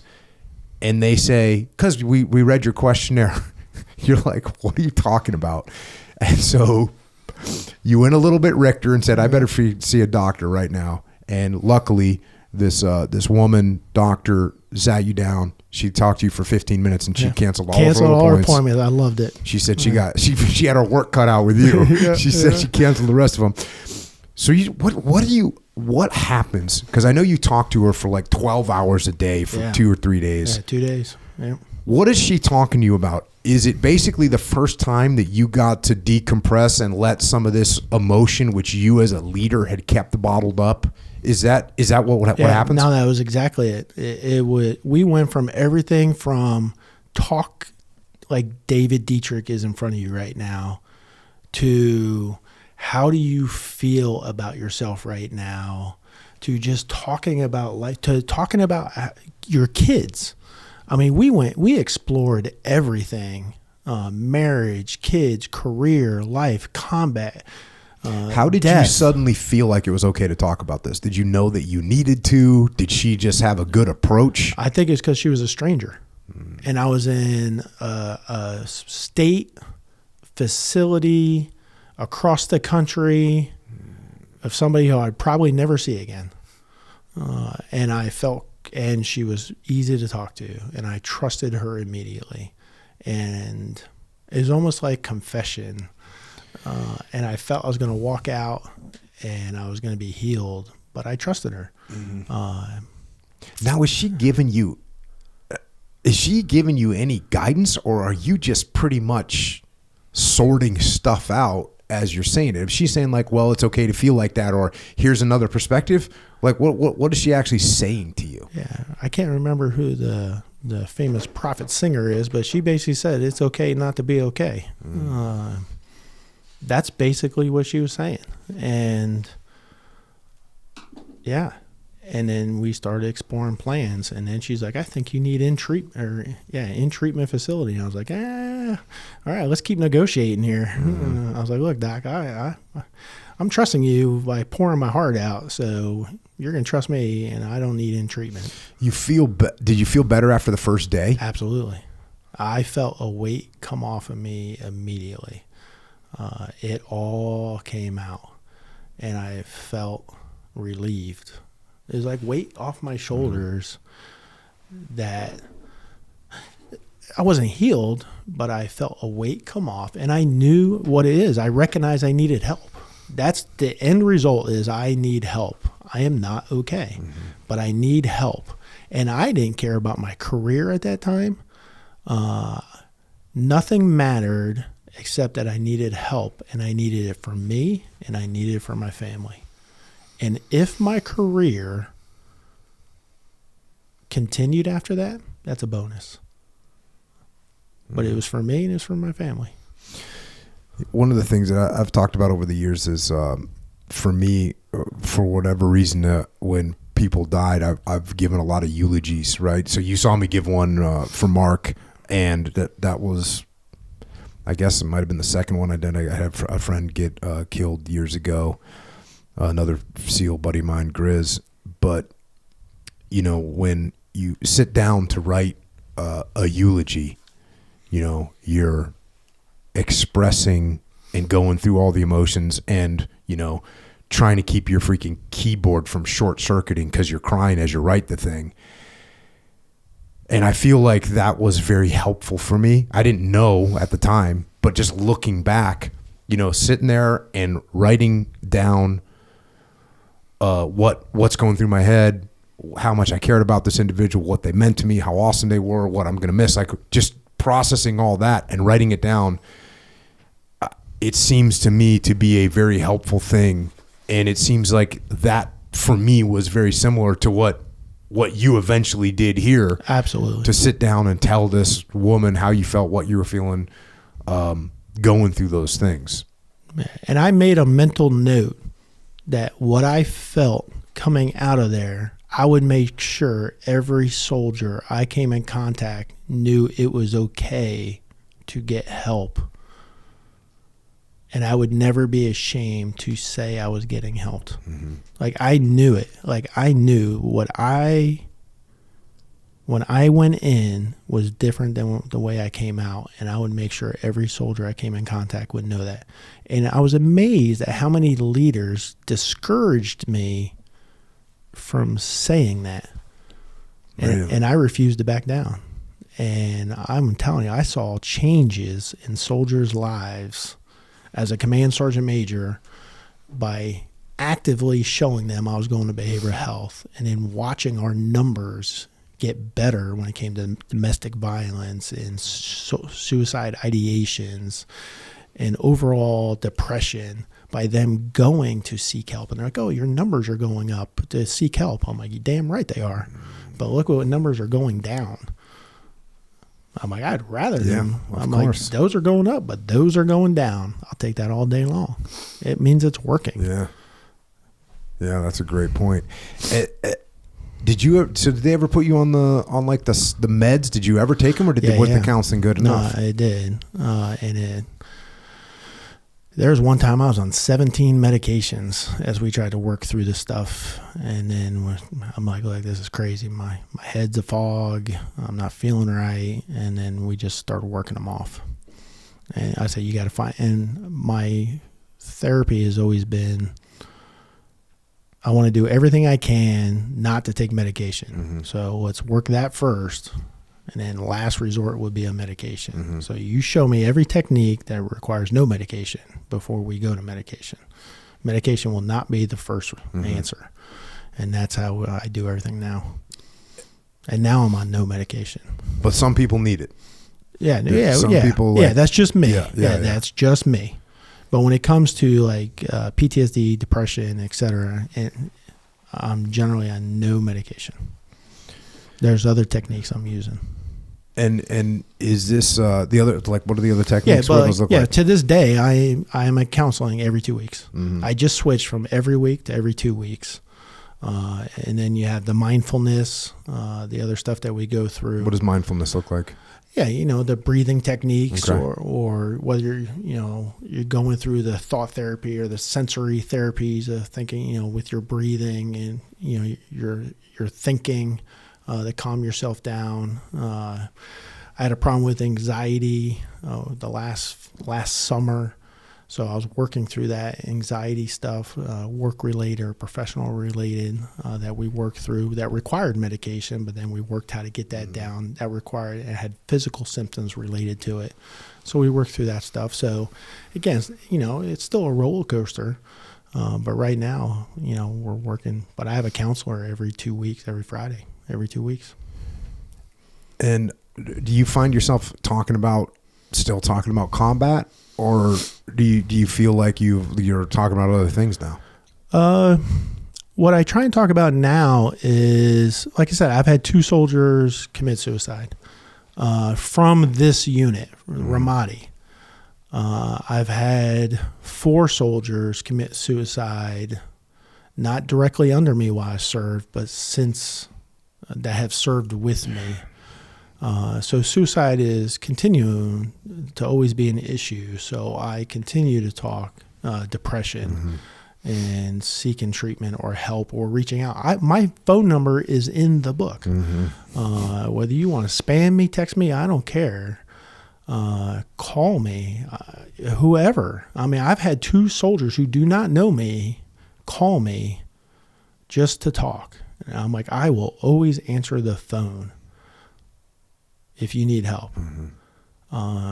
Suicide's not the answer, and let's figure out what we can do. So you mentioned I talk about that more now. Jose Diaz and Jared Rogers. Yeah, Jared Rogers. These are 2 of your soldiers that killed themselves 2018 in October and 2021. How did you hear about them? Like, what does the messaging look like? How did you find out that this had happened? Yeah, so a lot of it's social media, whether it's group pages or unit pages that we have on social media, or staying in contact as we go down through. Like Jared Rogers was our commo sergeant. Clayton, my driver, worked for Rogers as a supervisor. But Jared Rogers was Clint Story's like best friend, they're in headquarters section together, and they're always quoting Joe Dirt, and I would always get pissed out. I'm like, stop quoting it. And they're always having fun. And, we asked a commo support soldier to man a 50 cal gun and get in the middle of a fight. And fight he did. Like, we asked him to do stuff that, our combat soldiers are doing. And they're like, everybody's a soldier. Yeah, got it. But we asked him to do stuff that were tough, and he saw stuff that some soldiers just don't see. And he battled stuff. And I can't tell you all the circumstances why he took his life, but he took his life. And Jose Diaz was a young soldier. Same again, circumstances at a young age ended up taking his life. And through social media, we heard about it. And it's sad. And Jared Rogers' ex-wife, in fact, like I said, the proceeds of the book, none of the proceeds of the book go to me. All the proceeds we make no money on this book. The proceeds all go to scholarships or awards in the name of the fallen soldiers, or from the families awarded to others. So like Jared Rogers has a memorial award that we're going to award on the anniversary of his death this coming fall. His son will choose who gets the award in his name to honor his father. So through his ex-wife, who's battling cancer right now, his son will choose who gets an award named after Jared. So that's the purpose of the book now, is to name this stuff. Or Chris Strickland, who lost a hand and blind in one eye, his son is named after Bradley Best, who lost his life. His son has a race car, or drives a race car coming up an amateur circuit, and the race car number is 84, August 4th, and his son is named Brad after Bradley Best. So stuff like that. We have an award named after that we'll award. So it's stuff like that. So, that's how we keep, and we heard about the deaths. So yeah, but just keep them remembered. Yeah.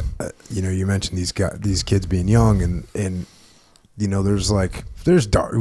If you're a human being, there's going to be bad things. There's going to be darkness. You're going to see evil things, but to get this level of concentration of fear and horror and death and terrible wounds, to see that over and over again, and then go into that fire over and over and over and over and over and over again over time, like eventually that darkness can start to be a lot bigger than it should be in your world. And it just seems like if you're not careful, it can take over, That's another part that you mentioned in the book. And again, this is just hitting some other sections that you talk about is, you had some physical issues as well. So you're dealing with your mental health type stuff. You ended up having some physical issues too, that sort of came out. Obviously you had some injuries, but you also ended up the situation where you're talking about you're like, you would gain 30 pounds in a month, then you'd lose 30 pounds the next month. You were all over the place, and you end up getting, I guess, would you call it fired when they pulled you off the list there? Yeah. So you're about to be a command sergeant major, and they pull you off the list. And eventually you get a medical review, and they figure out you got some medical issues. Yeah, correct. So again, if you grow up in like I said, I started my career in the early 90s. You didn't go to sick call. I have a broken toe and a broken finger that never got treated because you didn't go. He's just like, yeah, I got a bent finger that they're like, it is what it is. I watched an NCO get fired because he went to sick call. Damn. They're like, you work at the gym now, brother. And I'm like, all right, I'm not ever going to sick call. And that was the lesson in the early 90s. So you never went. And then, as you're coming up, you just never got seen. So like I said, even after coming back to Iraq the first time, all of a sudden they start doing tests on you, like, this is what's wrong with you. And you're like, what? And oh, by the way, we're going to do this. And now we got to start scanning your brain every 6 months to check the spotting in the back of your brain. And you have some pretty serious bruising. And then, you come back the second time. Next thing you know, you got, oh, by the way, you put your hands around somebody and you got severe PTSD and this is your anger issues and now you need counseling and this and that. Oh, by the way, now we're running tests and you're going up and down in weight and you got some guy saying, hey, I'm pulling you from the command sergeant major. And eventually, at first you're like, oh, I blame everybody else and you don't accept responsibility for yourself, and then you have to accept responsibility. You're like, hey, I have to own this also. There's laziness in there too. But the Army did, this guy did mess up too. And then all of a sudden the doctor is like, no, man, there is something wrong with you. And you're like, oh, there is a reprieve. It's not just all me.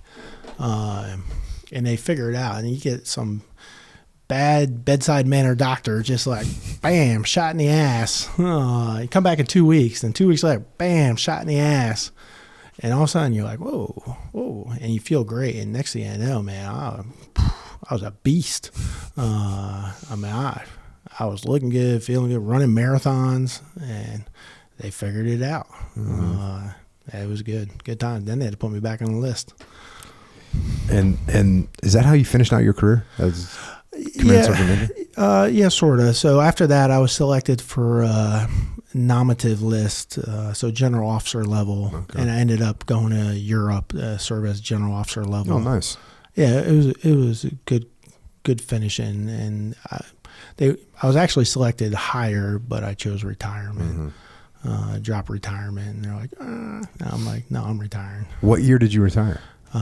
January 31st, 2019. So 6 years ago. What was like that? Was there a final straw that broke the camel's back in terms of deciding to write this book? Because writing a book is a big undertaking. What was the thing that made you finally decide, all right, get out my computer and start writing? Yeah, it's kind of funny because actually, no. So I worked for the Army as a civilian and I'd run major conferences and I'd always herd the cattle, the cats in the conferences, and I always tell a story to start a conference, and I'd be telling some of these funny stories, or sometimes I'd tell some of the sad stories. And I have people crying or laughing, and everybody would push me like, dude, you got to write this. And earlier when I was going through the medical stuff, I was up at Fort Benning with another sergeant major. And again, me, you, and Echo could sit around tonight drinking beers down at Coronado Island or whatever, watching the surf, and we would just tell funny stories of our services. And we would just be laughing. And each one of us would try and up each other with and that's me and the sergeant major would tell stories like that. And all of a sudden, people would come in every morning and start listening. But that's how the military is. We would just, all of us have a story. And I remember me and Greg looking at each other. I was like, man, we could, if 20 of us just put a story together, we'd have a book. So the idea was always there. And then my buddies in Germany were like, Dan, you got to write this. One weekend, I wrote it. One weekend. Dang. I wrote the entire thing and I sent it away, and I did some Google research and I sent it to 10 publishing companies, the excerpt or whatever, like here's 250 words or one chapter. Within 5 days, 7 of them wrote back, said, we want you. What chapter did you send? Or what excerpt? What story? Do you remember? Was it Chop This Shit Up? Well, it probably Chopped That Shit Up. Good one. Yeah, it's probably the one. It'll lead it off. And then by the end of the week, all 10. And then you go through the traditional hybrid. I'm not going to get all those details, but I had 10 out of 10 say, we want you. Nice. And then the idea was never to write a memoir. But they said, you got to put it chronological. Makes sense, I guess. Because of the way, and I really felt, it kind of worked out because you can see me go from naive, stupid, funny story to combat to broken, finishing up. So you can see a transition that was unspoken when I first wrote it. But as they start talking about it or writing it, it just comes out that way. We were talking before we hit record about a movie that's coming out. It's called Warfare, and it's my buddy Ray Mendoza, who was SEAL Team 5. And when we left in October of 2006, Ray Mendoza and their troop came in and took our place, and they had they suffered significant casualties, including a guy named Elliot Miller on it was November 19th. Yeah. So, and Elliot, he got severely wounded, survived, thank God. But I know you were talking about that there's a trailer out for it right now, and I watched it, and it is very powerful trailer, but just the realism of it is pretty awesome.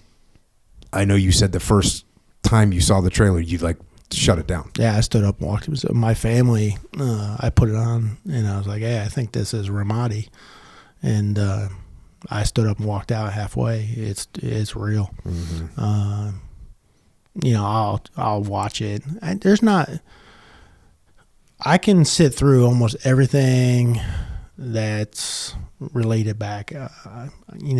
There's thoughts and feelings and smells that will come. There's stuff that reminds you of stuff. And just talking to you, I can picture Ramadi to this day. Or in your book, you show map of Ramadi. I'm like, oh yeah. Like I know it. Or talk about Mike Baima and stuff. It takes you right back to the stuff. But that trailer, I can tell it's accurate. Yeah.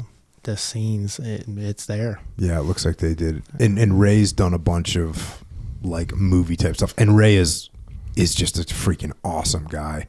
He's just an awesome guy. He's quiet. He's really good reputation in the SEAL teams, obviously. And yeah, it's from what I've seen of it so far, it looks like it's going to be really, really powerful, and will give people some of the sense of what it was like, as close as you can get, without having things blow up right next to you. Yeah. I'm sure he got it right, and I'm looking forward to seeing it. So what's next for you? Yeah. So like I said, the way ahead right now, if I can talk about it real quick, is like I said, right now we're trying to do scholarships and awards for people, but I want to get stuff right. I want to recognize people. So we have one soldier from our previous deployment, 2003, was wounded. In fact, we took him to the green zone, to the cache there. Mm-hmm. I took him. I could see his skull. He refused to be evac'd back to the States, stayed with us, redeployed, and then self-medicated at Fort Lewis, and ended up they court-martialed him for self-medicating. That unit did whatever they thought was right and court-martialed him and got a bad conduct discharge.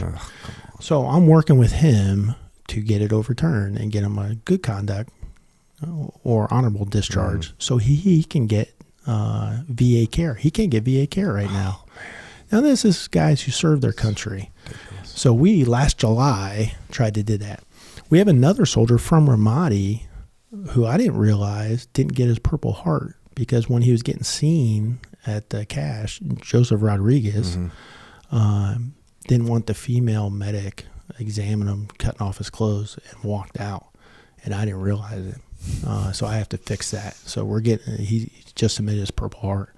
And then obviously Marquis Quick. Mm-hmm. So there's stuff like that I want to fix.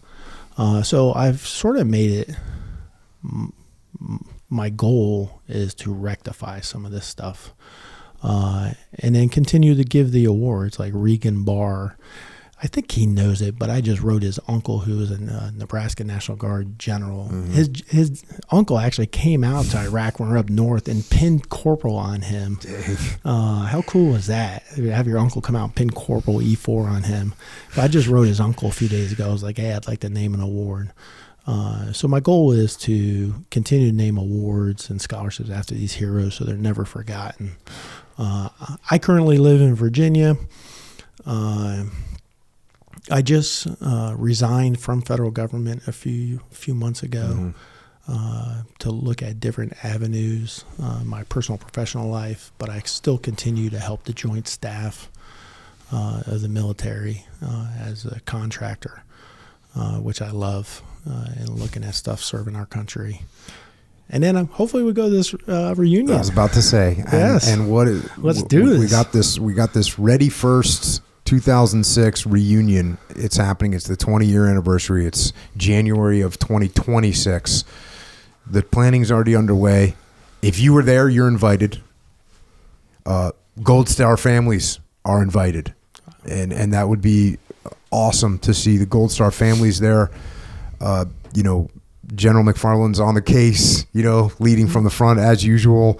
But we've already had a bunch of meetings. So anyone from any of those, from any branch, whether you're Marine, Army, Navy, Air Force, every service was represented there. I don't know if the Coast Guard was represented there. They might have been. I forget. But if you were there, you're invited. Gold Star family's invited. So that's the next big thing for the Ready First Brigade combat team from Iraq at that time. So January of 26. Yeah, Martin Luther King weekend, I believe. Yep. That weekend. And it's going to be a couple, like maybe it's Friday, Saturday, and then I think it's those are the two big days. It's going to be great to see everybody again. Even it's been awesome. We've been jumping on these Zoom calls, and it's like the battalion commanders are on there, some of the senior NCOs are on there, and it's just awesome to see everybody again and be talking, to be talking about something that we can go and have a celebration, as opposed to the old meetings that we used to have, which were a little bit more serious, a little bit more heavy content. Yeah, correct. And again, honor what we did. Mm-hmm. I mean, remember, they ran a 5K race just a few months from the sacrifices we did. They did indeed. How crazy right is down that? Route Michigan. Michigan, 5K race. It's unbelievable. It was so unbelievable. So does that get us up to speed? Is that where we're at? Yes. But I do have one thing. Yeah. A little bit of surprise. So Cavalry has a tradition where we wear cavalry spurs and Stetsons because we're pretty sexy. Mm-hmm. So when we're back in training, we go to a competition called Spur Ride, and if you complete it, you get silver spurs. When you're in combat against the enemy in a cavalry unit, you get gold spurs.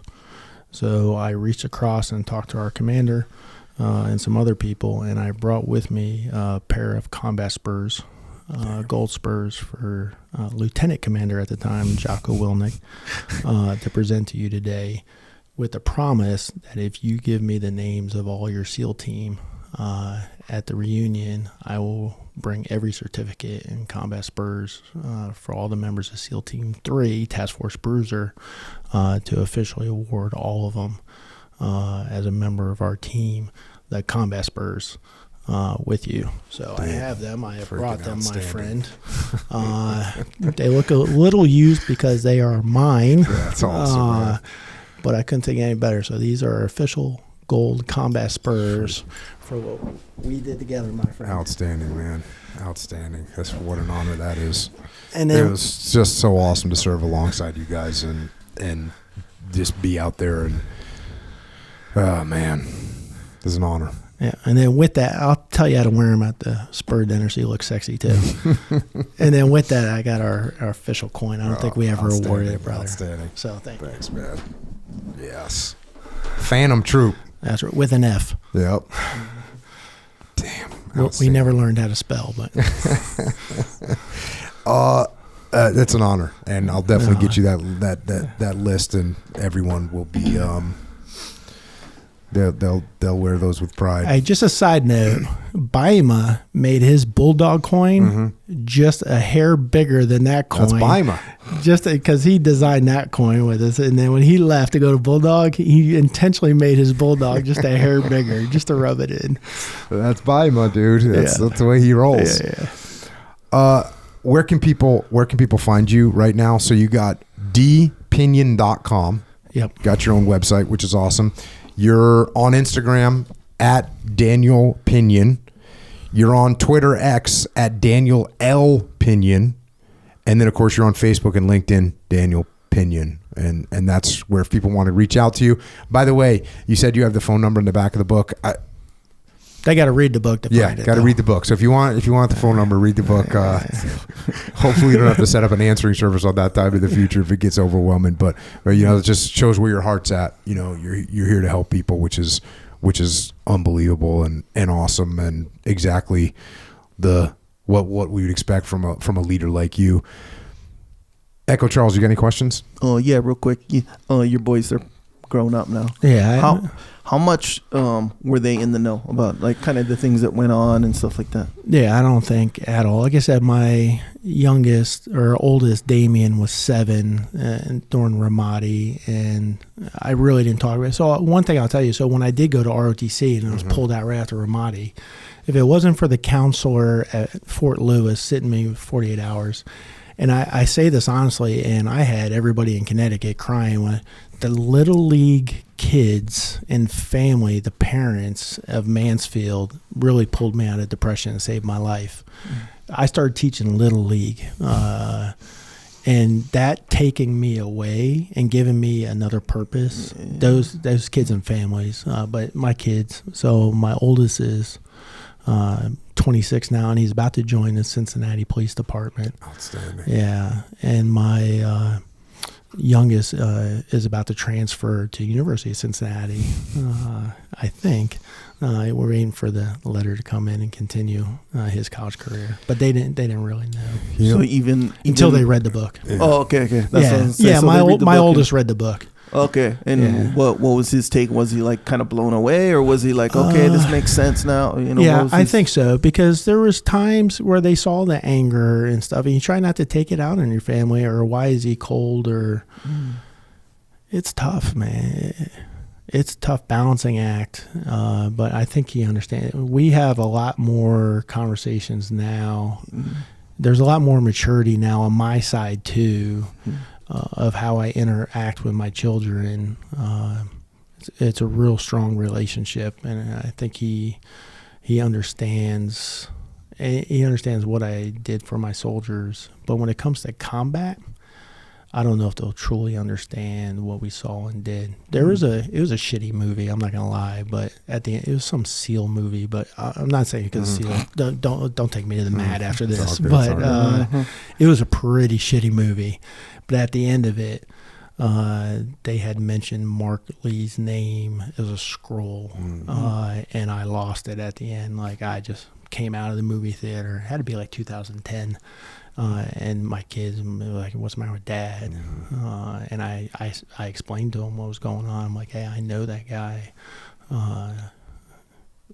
And my kid was like, "Well, that was a crappy movie." I'm like, "Yeah, the movie did suck, but I know that guy that they honored at the end." So I don't think they'll ever understand combat, and I hope they never have to see it. I hope the sacrifices we make, they never have to see. Yeah, when you were talking about your wife, and I know with me, like I have, like my wife, she wouldn't know what we were doing. I've gone back and looked at emails that I was sending home from Ramadi, and they're like, "Hey, how's it going? Hope the kids are good. Food here is not great, but oh well." And actually, I have, like, I looked at the email I sent to my wife on August 2nd and August 3rd, and they're just like the most, "Hey babe, hope everything is okay with the kids." Just no indication of what was going on.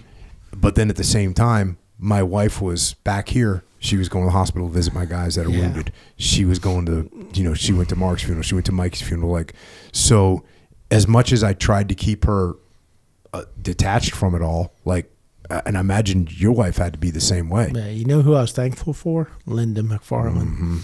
Because I sort of shielded my wife from the Army, but Linda McFarland put her arms around people like my wife Solvig, and guided her and other wives, and Linda McFarland's an angel. Yeah, so. she is indeed. Right on. Echo, any other questions? No, good to meet you, sir. Yeah, no, you too, Echo. Right on. Dan, any closing thoughts? No, I mean, one, it was awesome serving next to you guys, and as much as horrible as Ramadi was, I cherish our time together, and this platform is amazing. So thank you for allowing me on. And if you get Rob Black on there, man, he's evil. That's a done deal. One, that's a dangerous thing to get him on there, but I look forward to watching that episode. Just be careful what you ask him. Right. I appreciate you guys. It's awesome, man. I want to close out with some words. Speaking of McFarland's and the McFarland's and General McFarland, I want to close out with some words that he wrote in the foreword of the book. He said, "Some may read this book as a collection of war stories, but it's really a love story. Command Sergeant Major Pinion's love for his soldiers is unmistakable as he fights the enemy, the elements, and the Army's infamous red tape on their behalf. In this series of vignettes, it's clear his love for his soldiers grew until it was put to the ultimate test in Ramadi, where he was forced to sacrifice the soldiers he loved for the sake of our brigade's mission. I know the pain of those terrible days haunts him still. His moving story about a life dedicated to his soldiers in peace and war is full of hard truths we can all learn from. And no matter what he says or thinks, I can say with some authority, CSM retired Dan Pinion is a hero. Scouts out, ready first, iron soldiers. Lieutenant General Sean McFarland, U.S. Army, retired." And Dan, it was an honor to serve with you and your men on the battlefield, and I agree with the General 100%. And I know your response to that. It's a response we all give, and that's that the real heroes didn't come home. Oh. Well said. But thanks for remembering them. Thanks for your service and sacrifice. Thanks for sharing the lessons and the stories of your valiant men. Especially Staff Sergeant Clint Story, Sergeant Bradley Best, Sergeant Marquise Quick, and PFC David Dietrich. We will never forget them. Absolutely, brother. Thank you. Oh, thanks.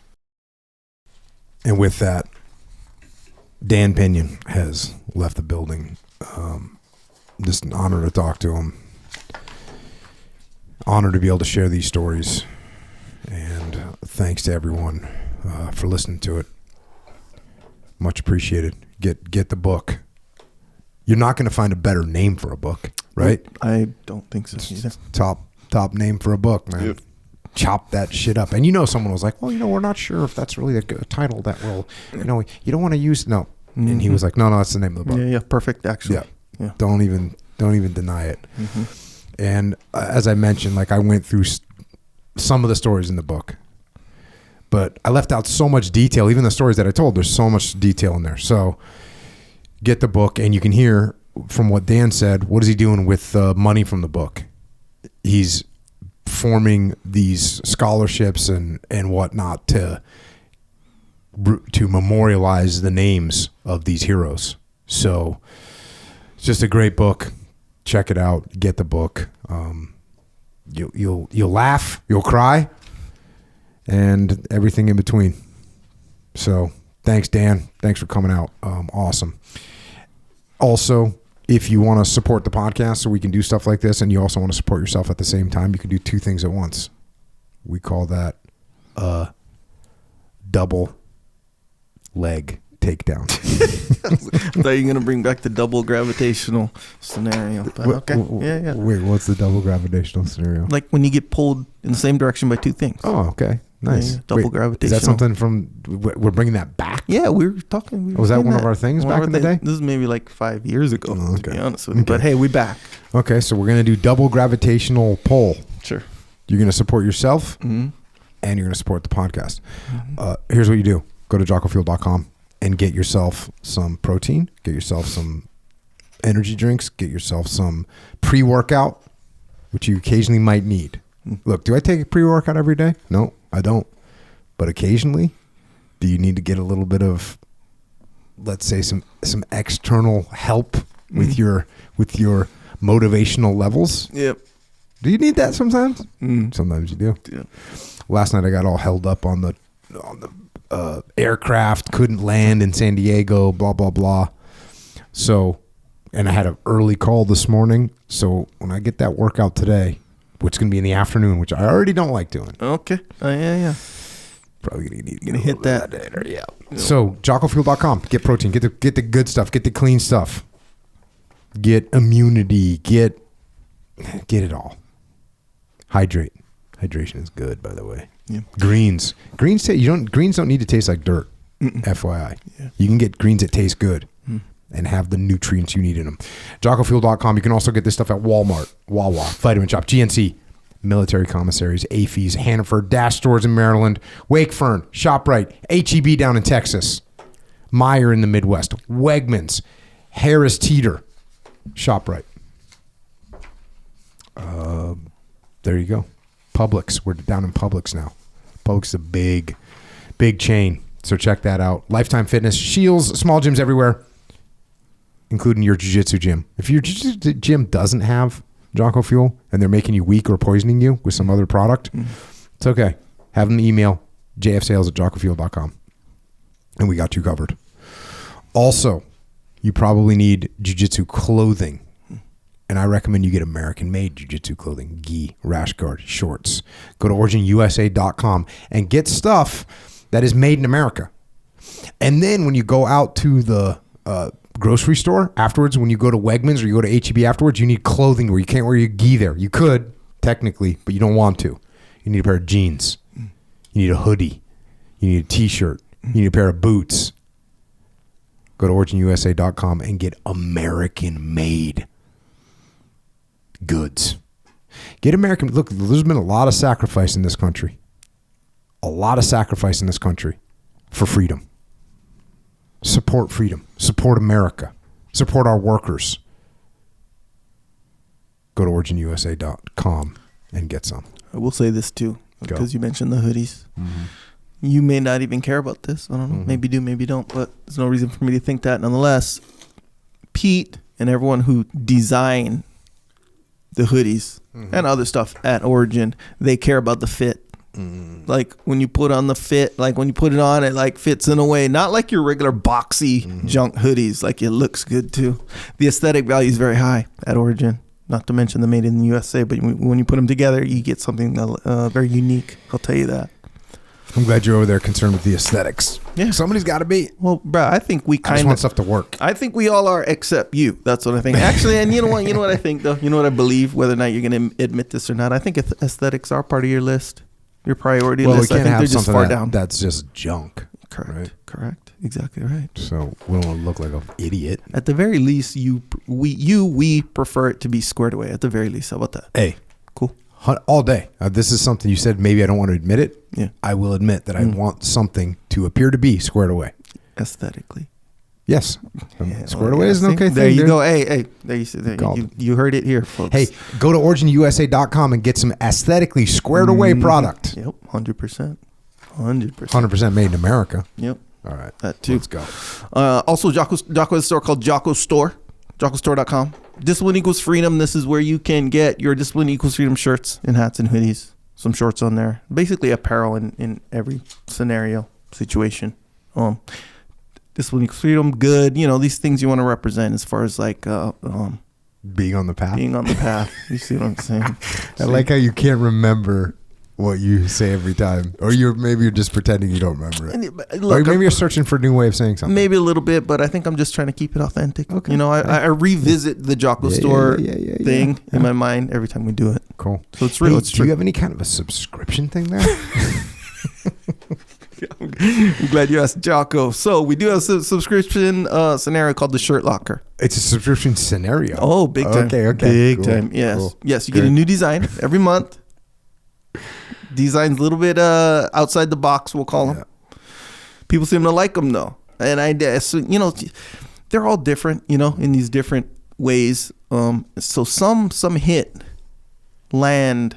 How should I say? They are a hit to certain types of people, and sometimes when those designs hit hard to people that I'm personally know. Mm-hmm. I'll get the wave of text. Yeah. This is the one I like. Oh, yeah. There you go. The last one was one of those ones. Nonetheless, yes, it's all on Jocko store. So go if you check that stuff out. If you like something, get something. Right on. Speaking of stuff that you might like and should like, check out ColoradoCraftBeef.com and PrimalBeef.com because we got steaks that you will like. Bro, so Colorado Craft Beef, beef sticks. Mm-hmm. Snickers bars. They're Snickers bars. Yeah. They're like a snack, like a Snickers bar, but they're awesome for you. Way better. Yeah, way better. So this specifically, my son, he's like, whatever. He'll just eat whatever, not eat whatever, but like he doesn't make a big deal out of like food and like he'll just. He's not a foodie. No, not really. He doesn't relish all the stuff, but he runs down, right? Because I guess we got some free ones at the Must of the Beef Stick. We've been out for a while. Yeah.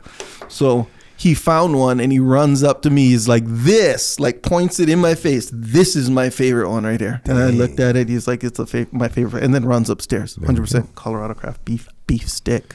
Check out those beef sticks. Oh, yeah. Snickers bar, steak Snickers bars, basically. Better. Totally good to go. And then primalbeef.com. Just awesome steaks, awesome food from awesome people at awesome companies. Primalbeef.com, ColoradoCraftBeef.com.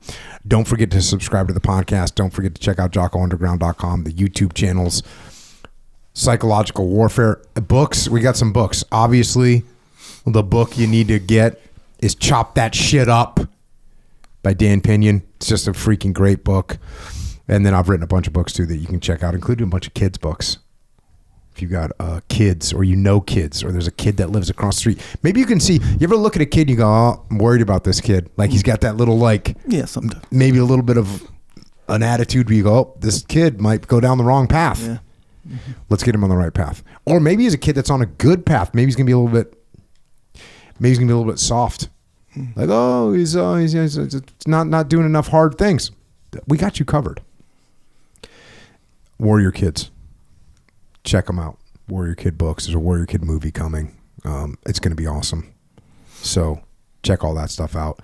And then I've written a bunch of books about leadership. So we're here for you. Also, we have a leadership consultancy called Echelon Front. We solve problems through leadership. Go to echelonfront.com for some details on that. And by the way, we have events. We have live events. The next big live event that we have is San Antonio, Texas. This is April 29th through May 1st. It's going to sell out. It's in San Antonio. It's the muster. Come and check that out. We also have another battlefield coming up out at Gettysburg. So if you're interested in history or you are interested in leadership, or if you're interested in both, this is a place for you to go. The Gettysburg Battlefield Review is epic. So check that out as well. Go to echelonfront.com for details on any of that. We also have a consultancy where we'll come into your business and help you. So we got you covered there. And then we also have an online training academy, extremeownership.com, where we can get you trained up in the skills of leadership. Look, the lessons that we learned on the battlefield, that we learned in business, that we learn with our families, that we can take and teach them to you, and they will make every aspect of your life better. Go to extremeownership.com.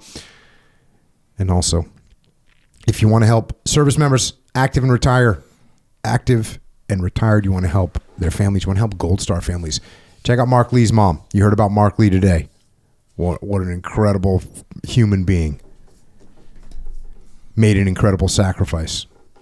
And his mom took that and turned it into something unbelievably awesome. It's americasmightywarriors.org. They do so much to help our veterans.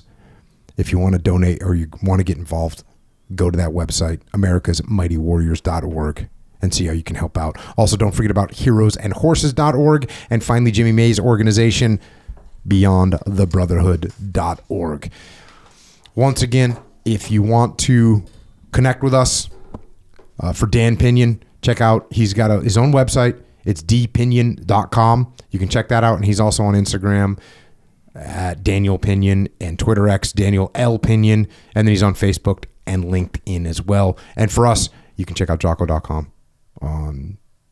Also on social media. I'm at Jocko Willink, and Echo's at Echo Charles. Just don't waste a bunch of time there, because time is fleeting and you're going to run out of it. And don't spend that precious time looking at a 3-inch computer screen that you carry around in your pocket. It's a waste. Don't let it happen. Thanks once again to Dan Pinion for joining us. And thanks to the rest of Phantom Troop. It was an honor to serve alongside you guys in the Battle of Ramadi.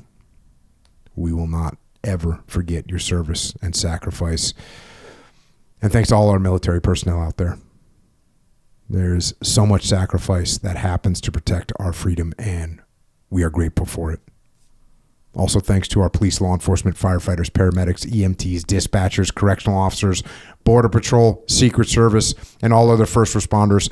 Thank you for your service and sacrifice here on the home front.